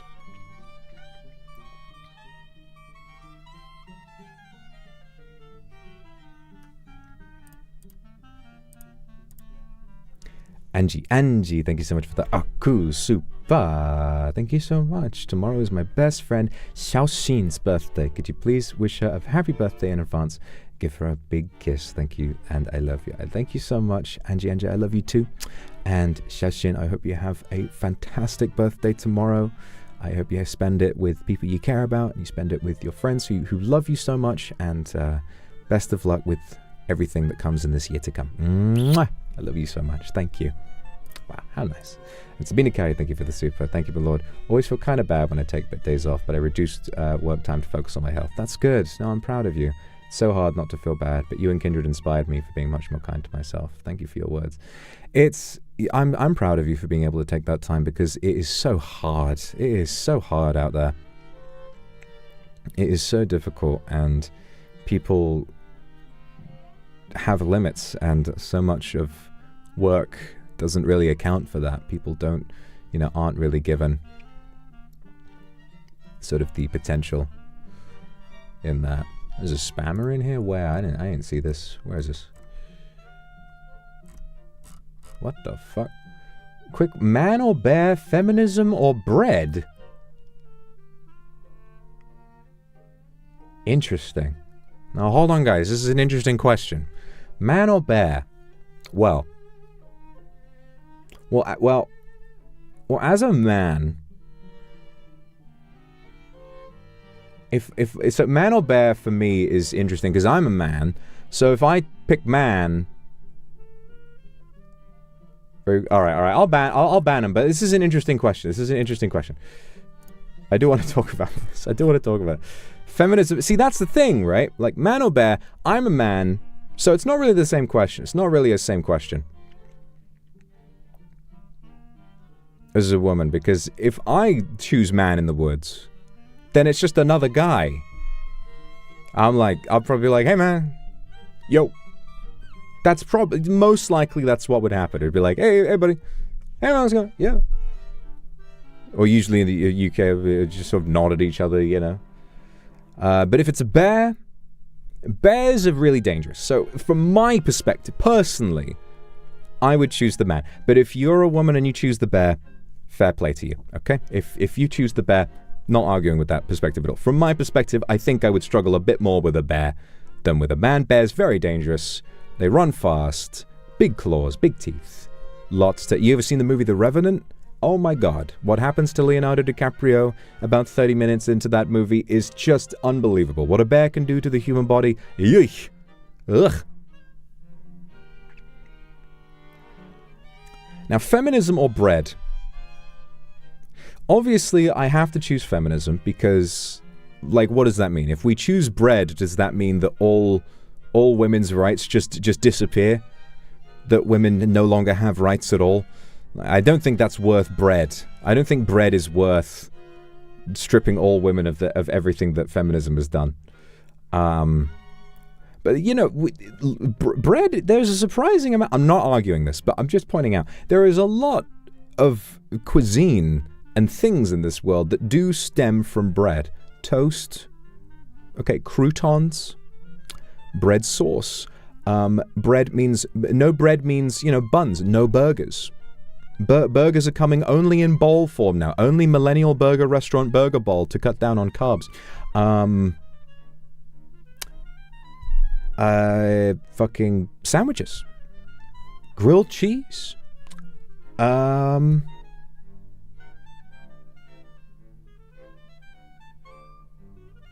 Yeah. You know, so, pizza. No pizza anymore with no bread. So, you know, we would take a pretty distinct hit if we had no bread. But I think as a very based ally who reads a lot of blogs from female journalists and who is also 7'2" occasionally, I think I would choose feminism personally. By the way, I am familiar with the clitoris, and I happen to really enjoy chick flicks. Just saying, just putting that out there. Just saying, okay? Just putting that out there. Oh, but you know what it is? That's the kicker. That's the kicker, okay? No feminism, which means women aren't working, and you know what women not working means? No buzzballs. No buzzballs, because that's women-owned, right? So that's why we keep feminism, because I would sacrifice all bread in the entire world for a buzzball. I think that makes sense. I think that's a decent trade, at least in my mind. Thank you very much, Cynthia, for the super. Glad you liked the Eau Cafe. Set was so spicy, but rose milk tea cooled it down. Had a blast. Pretty sure you'll have sweet dreams tonight. I hope you have those nice dreams. Thank you for the super, Cynthia. And Finch, thank you very much for the super. So sick right now, but it's good to see you live. Yeah, here I am. Blah, blah, blah, blah. I'll try not to move too much so you don't feel nauseous. Misty, thank you very much. Ladies, listen.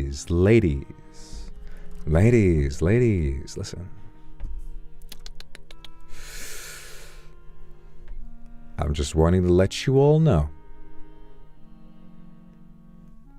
that my hand has a big vein on it. Ladies, one at a time, please. Just want to be the one to let you know.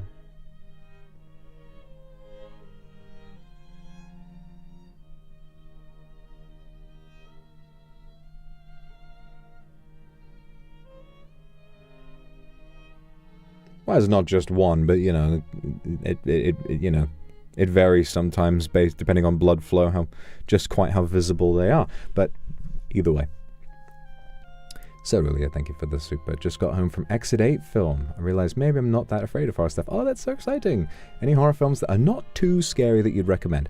I'd say It Chapter 1 is a nice sort of gateway horror film.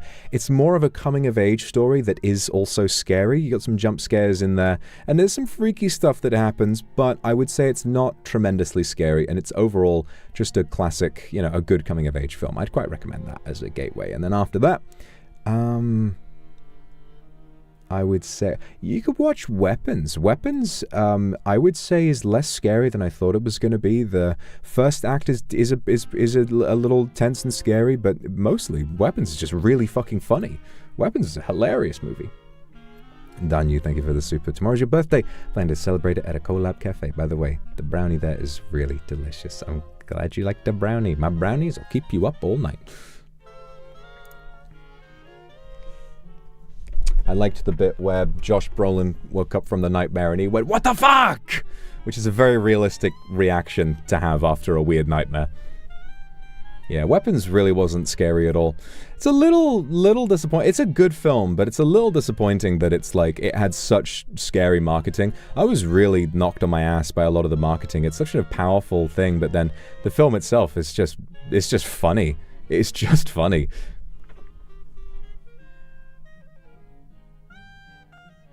Very lively, thank you for the super. Hand is one of the most sexiest things for me. How can I focus? Why did you do that to me? Why'd I do what? Why'd I do what? Why'd I do what? I started talking about this. I'm not drinking right now. Shh. I'm not drinking right now. I'm not drinking right now. Shh. Start talking about this. Listen. Listen. Listen. Come here. Come here. Come here. Whoosh, whoosh, whoosh, whoosh, whoosh, whoosh, whoosh. Whoosh, whoosh, whoosh. You calm down. You calm down now. You behave. There you go. There you go. Just relax. The hand in the light. It does look good in the lighting, doesn't it? Yeah. This is the pose I would use to hold a wine bottle before I smash it over your head. But you know, hopefully there won't be any need for that. Hopefully you can learn how to behave.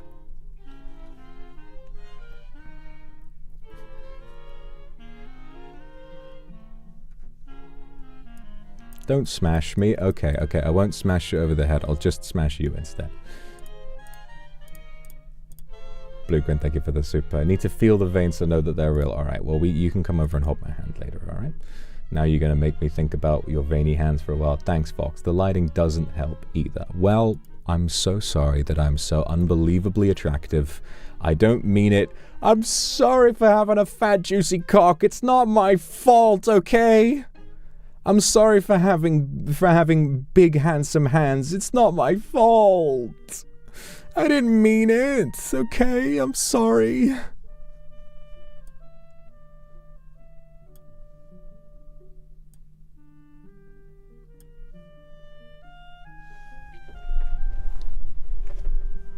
Why are you so mean to me? Why are you so mean to me? Pictures? You gotta get me to 522 million subscribers for that. Emotional support. Your hand looks heavy. May I hold it? Okay, okay, okay. Just because you were nice. Just because you're nice, you can hold me. You can hold the hand. That's okay.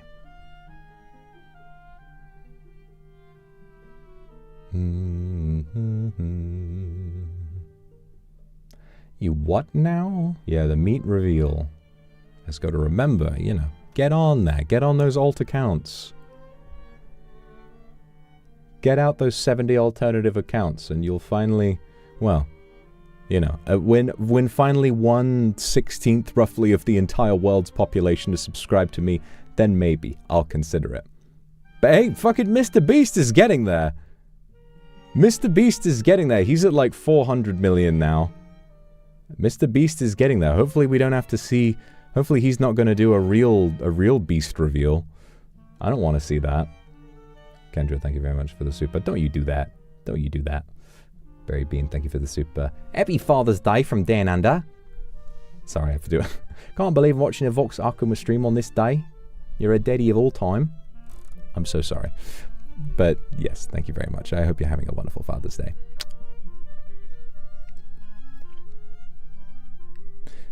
Yeah, g'day cunt. How you doing? Happy Father's Day, mate. What are you doing to celebrate having a fucking VB? Whoa, get your... What do they say? What's like what's an Australian expression of like, come on, you know, like, whoa. What's like an excited Australian expression? You know, like Northerners in the UK might say, have it, you know, or we might say, get in.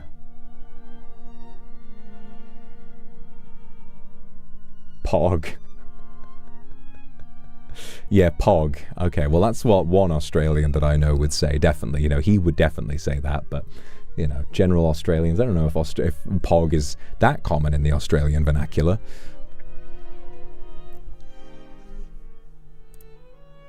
Yukiji, got nuggies, want some? Yes, please. Oh, oops, sorry, I got a little too excited and I ate you by accident. Thank you. Mmm, delicious. What an interesting flavor. Wow.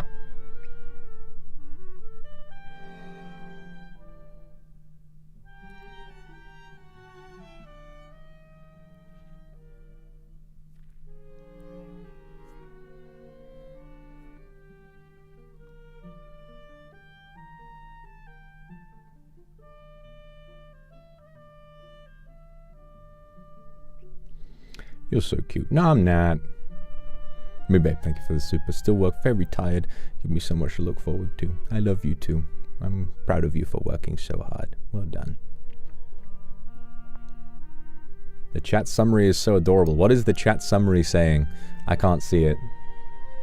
It's like on Twitter when they're like, they have me blocked. What does it say? What does the chat summary say right now?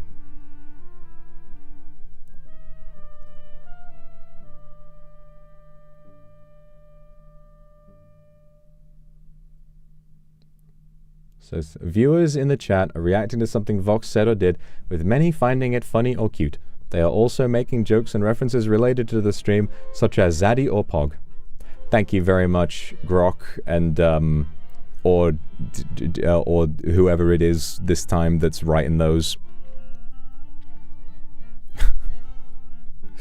It's such a silly concept, the idea of an AI chat summary. I mean, why bother? Why bother having this robot suddenly be like, oh, just so you know, this is my very flawed, incorrect understanding of what everyone in the chat now is talking about. It's just a really useless application of this technology.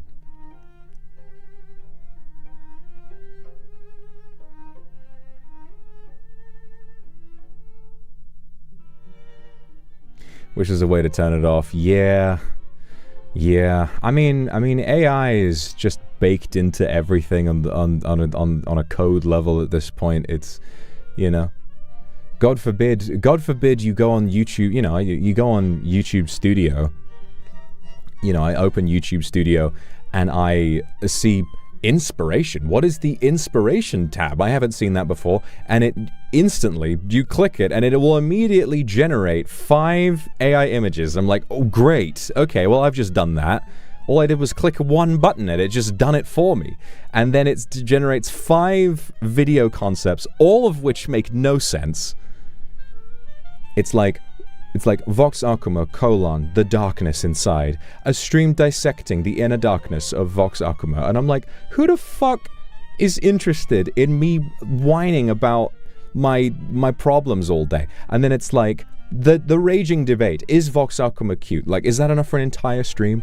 Is that enough for a whole, like, 2-3 hour stream of me being like, okay guys, debate, am I cute? When the debate is gonna be me saying no and you saying yes. I just wish that AI existed as a novel little tool that you could use sometimes, instead of this all-consuming, energy-intensive nightmare that is now just a part of every single thing you do. It'll be like, use our AI search function. I'm like, what is the difference from a normal search? Why is this the best option? Why is this the best option? And, you know, at the end of the day, so many of these services are such a core part of life, of just being, you know, of working online at all, you know. Yes, you know, Google is heavily investing into AI, but at the end of the day, I really, really, really don't want to use Bing, which also is using AI. So what can you even do if you want to search something? What is even possible? Unfortunately, a lot of the smaller search engines that try to be more ethical, they don't work very well. Like my dad uses DuckDuckGo because he doesn't want to be traced or anything like that. But then I tried using it for a bit and I'm like, unfortunately, this search engine just doesn't work very well. It's like, it's just not finding the things that I need to find. So, and I don't know, I don't really think that people, you know, who are on like the base level, who are already spending so much time and energy just to exist, should carry the burden, carry a burden that should really be being solved by, you know, by these giant corporations, or really by the law. It may not, you know, there may come a big change at some point, because I've heard that Midjourney is getting sued by Warner Brothers, which is a pretty big deal. You know, Warner Brothers, the enemy of my enemy is my friend. I'm not a fan of a lot of these mega corporations and their sort of, you know, attitude towards how much they pay their CEOs. But if they make a dent in the growth of AI, then I'll allow it. Well done, Warner Brothers. You did good. You did good on that one. Always add -AI on your searches on Google. I do that sometimes, but sometimes inevitably I just kind of forget. Me when the teacher asks my name, but ChatGPT is down.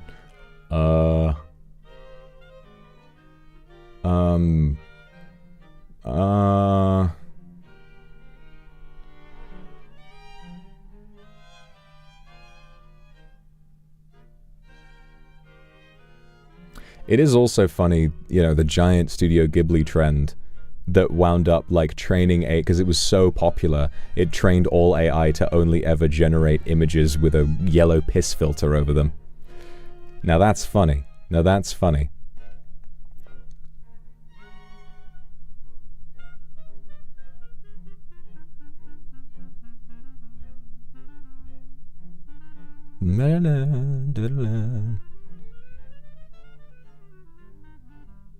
If you woke up as a pigeon tomorrow, what's the first thing you would do?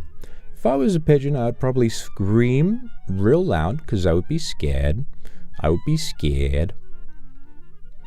Like, why am I a pigeon? Why am I a pigeon? What the hell? Why am I a pigeon? But then maybe, I'd go out and I'd be like, well, I'm a pigeon now, so I gotta figure it out. I'm gonna do some pigeon things. Maybe go and fly around a little bit, see what flying, you know, confidently is like. You know, gliding, that might be fun. Actually flying around like a bird, you know, instinctually might be interesting. Maybe eat some bread people have thrown around. Do you guys know something interesting about pigeons? Did you know that pigeons are all domesticated animals? They were at one point 100% bred to be domestic pets. But I think at some point, I can't remember when, but at some point at the beginning, you know, sort of early 1900, I don't really remember. At one point, all the pigeons in the world, or in the country, I'm not terribly familiar, I've just heard this, they were all just let go. And pigeons are normally domesticated, and so that's why pigeons hang out in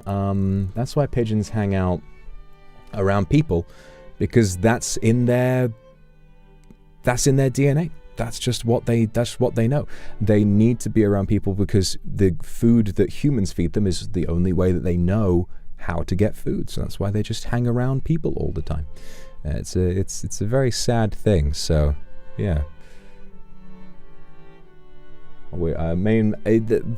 Natural selection.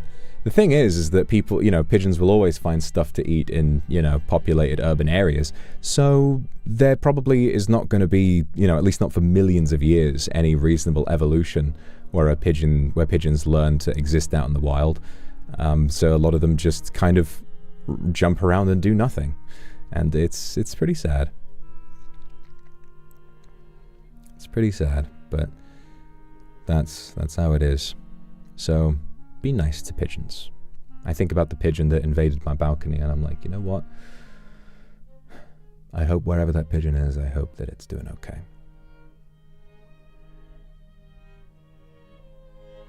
Humans, they discarded pigeons. It's one of the things why you know, it's a terrible thing, but technology moves on, and it's important not only to acknowledge times this has happened in the past, but also to remember just how much we learn from technological advancement. One of the most, you know, it's like the song, "Video killed the radio star." Radio shows and radio plays are still going to this day, but do you know anybody, You know, do you know of any professional or famous radio stars? I don't. There used to be lots of them. It was a very big thing, but when TV became more popular and television was in every person's household across the world, well, it's just more entertaining than a radio play. And after a little while, no one really wanted to be a radio star anymore. And overall, as a film person, it gives more opportunities for actors. You know, if there are more mediums for you to act through, then surely this means there are more jobs available. And so that might be a good thing. And films to this day, for example, the transition from celluloid to digital. Films most of the time these days are filmed digitally because it's far more cost-effective and convenient. And this is a good thing because it means that many more independent filmmakers are able to make films for a much lower budget. Digital cameras are relatively, compared to the budget of an entire film, are relatively inexpensive to buy. And they enable most people, if they've got a little bit of money to put into it, to make their own films.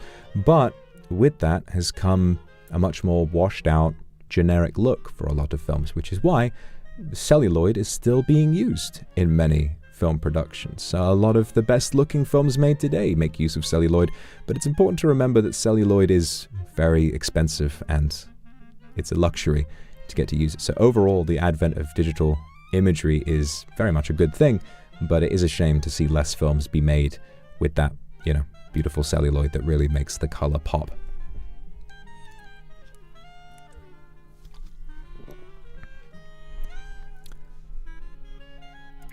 Seki, thank you so much for the super. Went to the Luxiem Pajama Party Cafe. When I saw your signature message, I truly felt how lucky I am to have you. I love you too.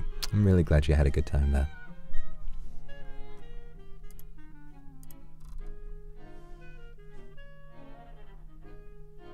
Some old things deserve to be preserved. Yeah, we got to preserve these things. We got to preserve these things. I mean, 90% of films made, you know, pre-1910 on celluloid have all been destroyed. They've all been destroyed. We cannot watch those anymore, and many of them that have been recovered have been significantly damaged with the passage of time. This is another reason that, you know, digital is good, is because celluloid film reel does fade much quicker. A DVD will last a lot longer than a film reel. But then we run into the issue of films made for streaming. If a film is made only for Netflix, and then one day Netflix decides to take that film down, we've lost it. That film no longer exists. It cannot be viewed by anyone purely because Netflix thought, well, we can save a bit of space on here if we take this down, so yeah, let's just sunset this one, and then that film might have been someone's favorite movie ever, and it's all gone. So preserving physical media is very important, and overall, I think that good things with technology tend to come from advancements. So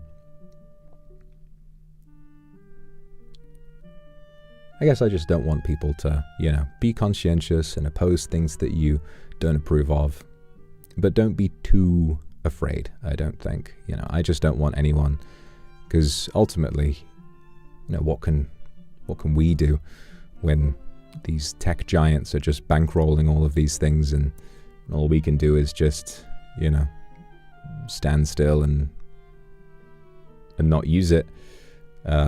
But then, you know, when everyone's grandma is AI generating pictures of their grandkids, it's like, you know, there's not really much you can do to educate them about that. Misty, thank you for the super. Do not put me in the squeezer. I'll put you in the squeezer. The one technological advancement I couldn't stand was the squeezer. Why did we need to invent the squeezer, and why the fuck did people put me in it?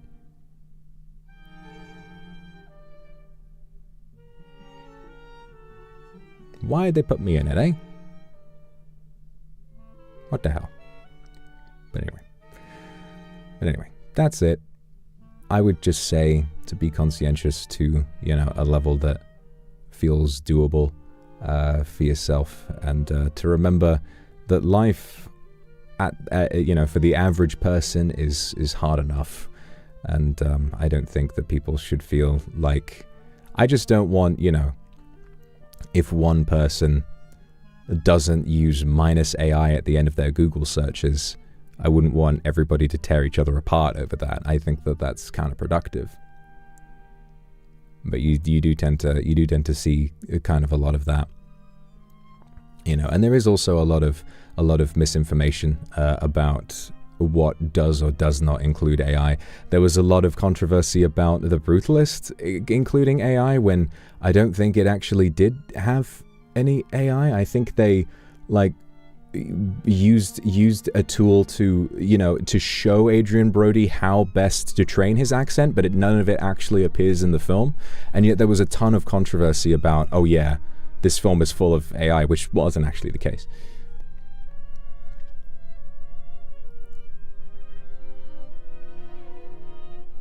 And really, if they found a way to make AI work without being enormously energy intensive and without replacing anybody's job, then I don't think there would be any issue with it. Those are the two kind of core problems.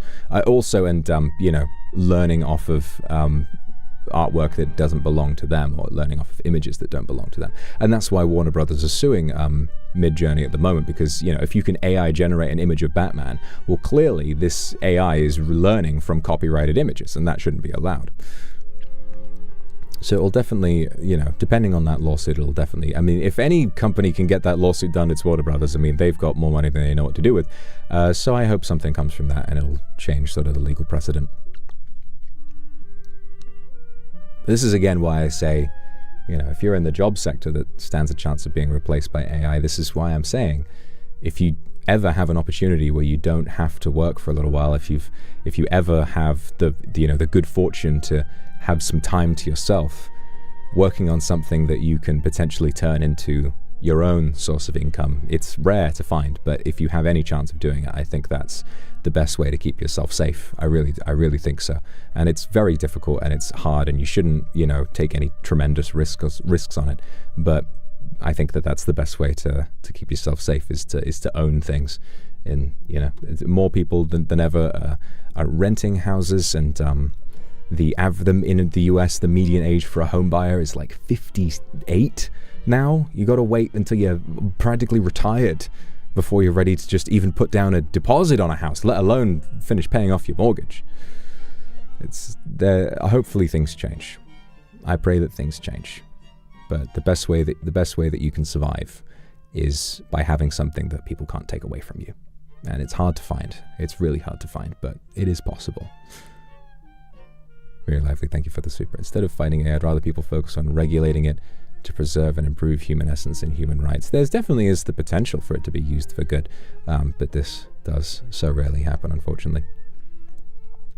I just think that, you know, our anger at AI should be turned towards the companies that are producing it and relying on it, rather than at each other, you know, because a lot of people, 99% of the people in the world, are not as educated or conscientious as you and I, and this means that some people just may not know. I don't think many people at all know about the energy impact of AI. I don't think many people who use it are aware of that at all.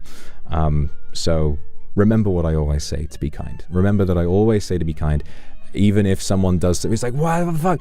It's so easy to want to score a dunk, and I say this so often, just resist the urge to score a dunk, and remember that not a lot of people know, and the best way to actually get people to take your point of view seriously is to take it slow and just explain yourself, rather than jumping down their throat and trying to kill them, because ultimately that's what the worst people in the world want. They want us to be attacking each other rather than, you know, it's like, oh no, you're so preoccupied with what's woke and what isn't that that you haven't developed class consciousness yet. We need to be working together more than anything. We need to be working together. Divide and conquer is what they say. If we're not working together, then, you know, if we're fighting each other, then we're not fighting what we really need to be fighting, and that's where, you know, that's where this shit really gets difficult. But that's my opinion. That's just my onion about it. And I know it's difficult, and it's not really practical to imagine that people can just be kind. Yeah, scoring dunks is often about your own ego too, and it's always satisfying to see it. With social media, it's just not going to stop. There's no way to stop people from just scoring a selfish dunk that winds up just, you know. Would you rather somebody learn and stop doing the things that they're doing wrong, or would you rather they get harassed for weeks and then just double down on their bad behavior and find a group of people who encourage that, you know? Because if the only people telling them to change their behavior are harassing the shit out of them, why the hell would they listen to that? Why would they go along with what you're saying?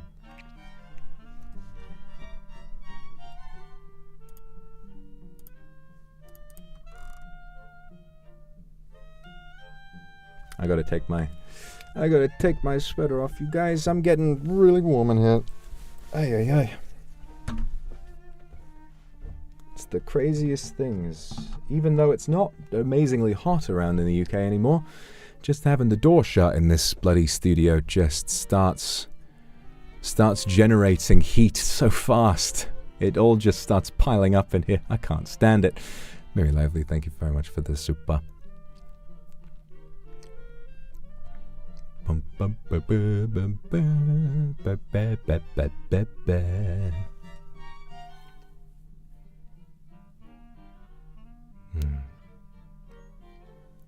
Jun Upa, thank you very much for the Aku Super.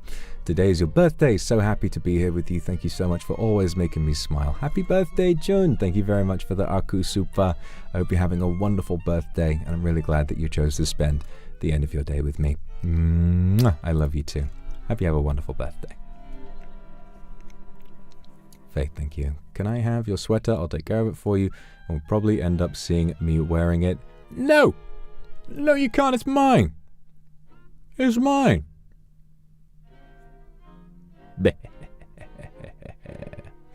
That's my property. I own it. I paid for it with my own money.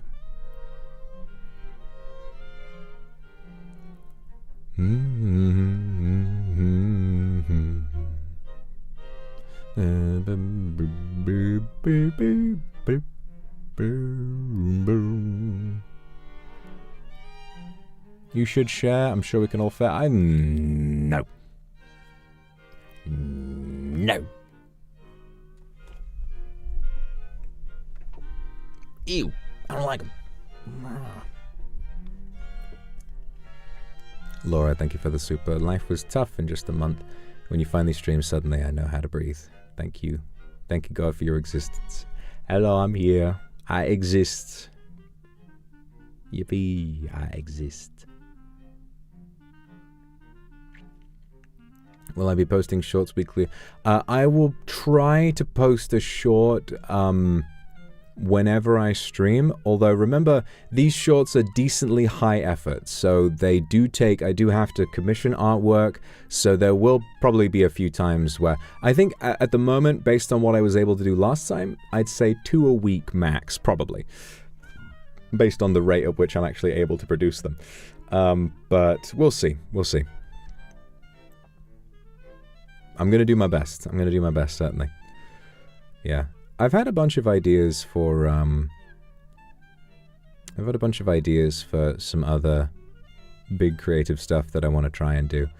Essentially, I think all I need at the moment is to feel, I guess, comfortable enough, you know, confident enough. That's kind of what I've been struggling most with recently, because I think some of the reason why I didn't stream as much this week is I had a little bit of like a time where I felt like, oh God, I don't know if I'm doing the right thing. It's so difficult to have a bit of self-doubt, you know, it's so easy for self-doubt to start creeping in. And I think, you know, sometimes it is so difficult, especially because YouTube is so built around that instant gratification.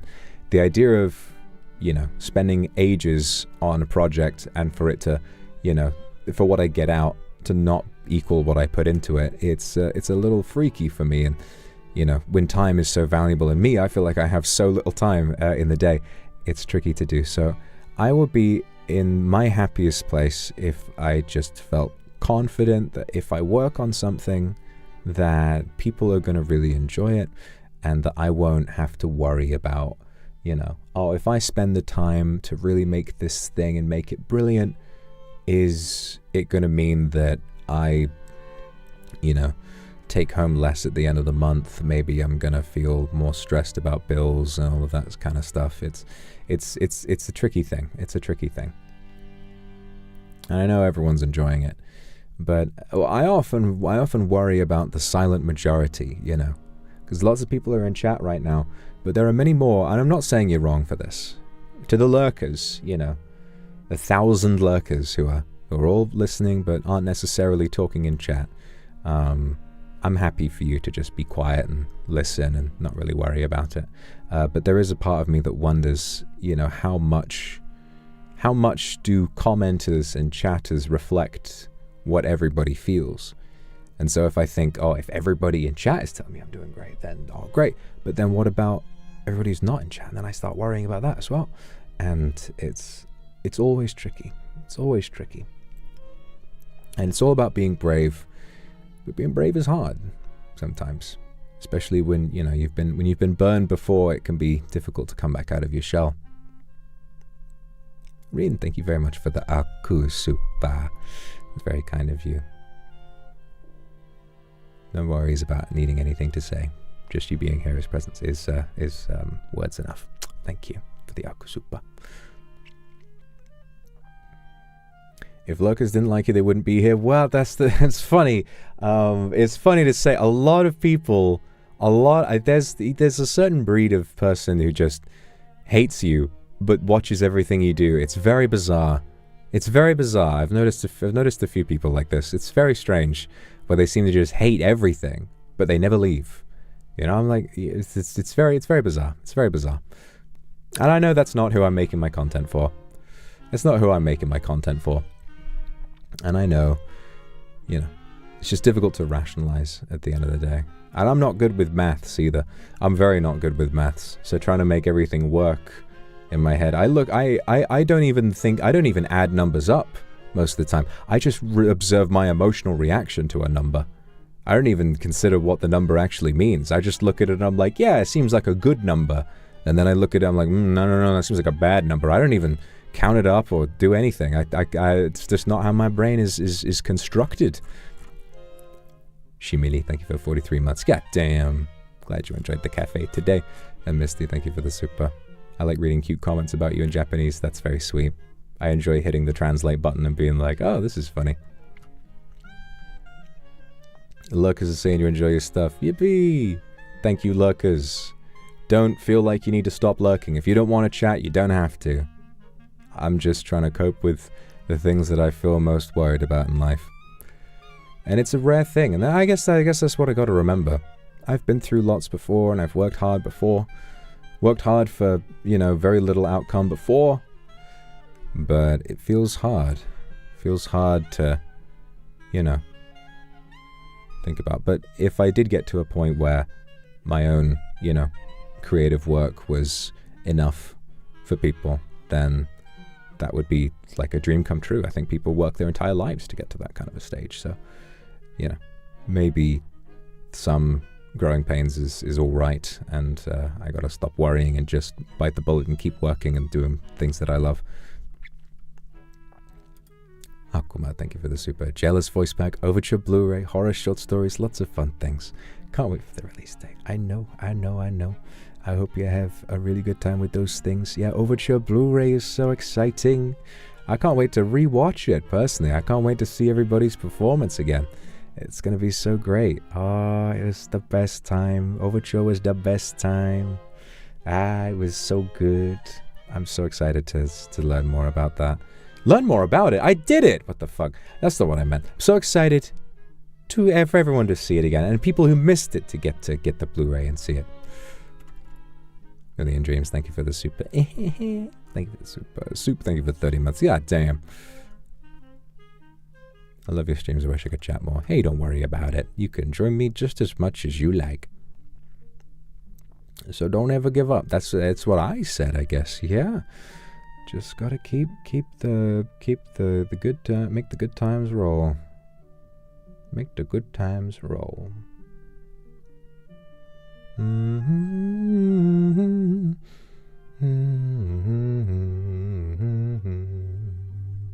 Faith, thank you very much. We're talking from experience. It's gonna be people that will not like shouldn't stop you from doing what you want to do. Oh yeah, I'm aware. I know people. I know I can't please everybody. It's more about, you know, am I going to be happy and satisfied with what I do?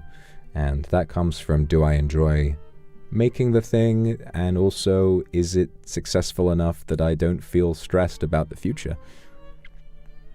Lynn, thank you for the 40 months. Thank you so much. God damn.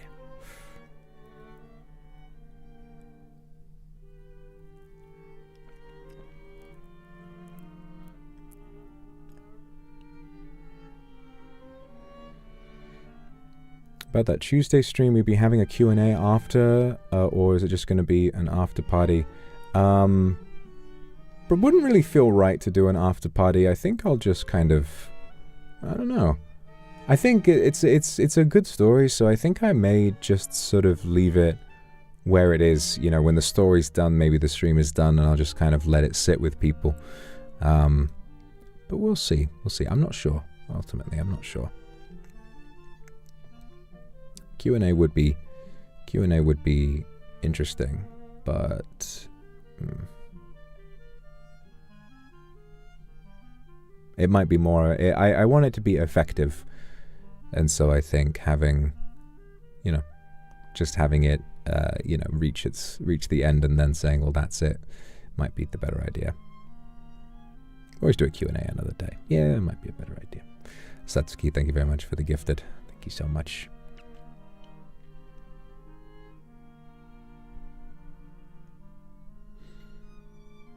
I'm thinking about it now. Yeah, I gotta log back in. I gotta do all of that stuff.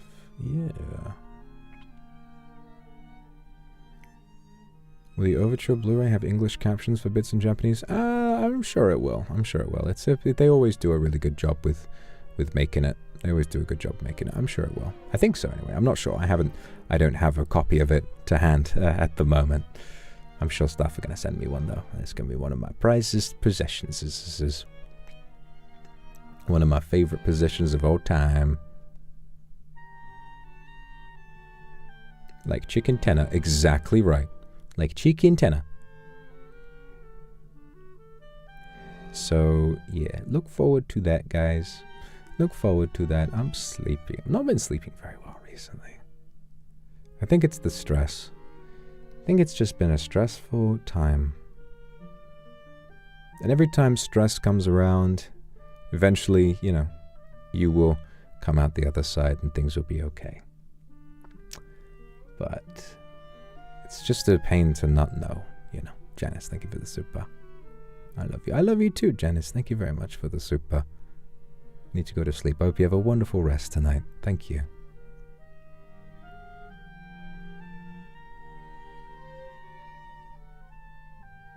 I have a sink off my wall. Yep. The sink fell off my wall. Well, there's nothing I can do about it now. You know, they've done everything they can do, and now I just have to wait for them to come back with all the parts to put it back up again. So that's just, yeah, that's how it is. The sink, it fell off. June Danger, thank you for the 41 months. Yeah, damn it, Koya, thank you for the 41 months. God damn. Thank you very much. So also next week, I'm seeing in chat, we do have the ability to have the members only stream transition. So I will try that with the RuneScape stream next week. So now finally I've unlocked that on my channel, so we can do that. So next week what I'll do is I will set that up, and then we can try that. And then maybe it would be a good idea to do that for every member stream, you know? To kind of have a little bit of a teaser before you go in and that sort of stuff. Because I think that makes it easier for more people to find out about it and gives people more of a reason to do memberships, you know? So that might be a good idea. Maybe whenever we do RuneScape streams, it'll be like a couple of hours of just normal stream, and then it will go to membership. Or how long will the non-member portion be? Probably about 2 hours. Probably about 2 hours, and then we'll be transitioning over. Yeah, so I'm excited for that. La la la la la la da da. So there's lots of stuff I want to do. Jenny Alex, thank you for 5 gifted. Goddamn, thank you so much. Winter, thank you for the super. My little sister had her baby the day after her birthday. He's healthy, 3 pounds and 5 ounces. Oh, congratulations to your little sister. Oh, it's so cute. He's healthy, 3 pounds, just a little 3-pound baby, just a little baby. Oh, how sweet. Well, I'm very happy for her. Well done, well done. It's never easy. Never easy to give birth, but, you know, what a wonderful thing. I'm proud. I'm very proud. So tiny. Emotional support, thank you for 5 gifted as well. Lots more people getting into the citizenship today. So exciting. So, I think what I want to do now, I think what I'm going to do, because I'm feeling a little sleepy, I think what I'm going to do is take a bit of a break. Gonna go maybe take a nap, set up my waiting room for later, because don't worry about me ending stream, because we will be streaming later on with Alira, Shu, and Lingolini, which is going to be crazy. And then we will be, and then the day after that is going to be Minecraft, and we're going to go to the end with everybody on the hardcore server. So lots more streaming to do, which is very exciting. So don't worry about all of that, but I'm going to lock in for the rest of today and try and rest up and then do a little bit of good work. So don't worry about me. I'm going to be fine. Thank you all for joining me today for a lovely little Zatsu. Ethereal Waters, thank you for the gifted. We're going to have a very interesting week next week, so look forward to the stream next week. So on Tuesday, I'm going to be doing a stream where I tell a very personal story about what led me to first move to the UK all the way back in 1925, and it's an interesting story that I'm hesitant, but you know, what's the best way to describe it? I am nervous to retell, but it feels necessary. Tender Dream, thank you very much for the super, and Say, thank you very much for the super as well. 80s retro vibes. Oh, that's nice. I'm glad you liked it today. All right, that's going to do it for me. I'll see you all in about 8 hours? Something like that, 7 hours? Something, yeah, 6.5 hours for Lingolini Repo with Shu and Alira as well. So I'll see you then. Love you guys very much. Bye-bye. Who are we going to raid today? Who is raiding today? Oh, the music disappeared. Oh, no. There it is. Ver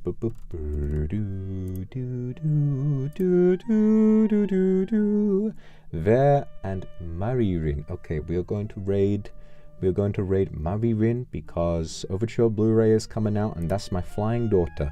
So everybody go and say hi to Maririn and say hello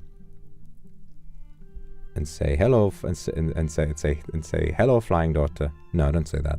Just say flying daughter. Thank you for the super, Lays. Thank you very much for the super. Love you too. And Wallflower, I will sleep nice. Okay, see you guys in the next one. My name is Markiplier. Bye-bye.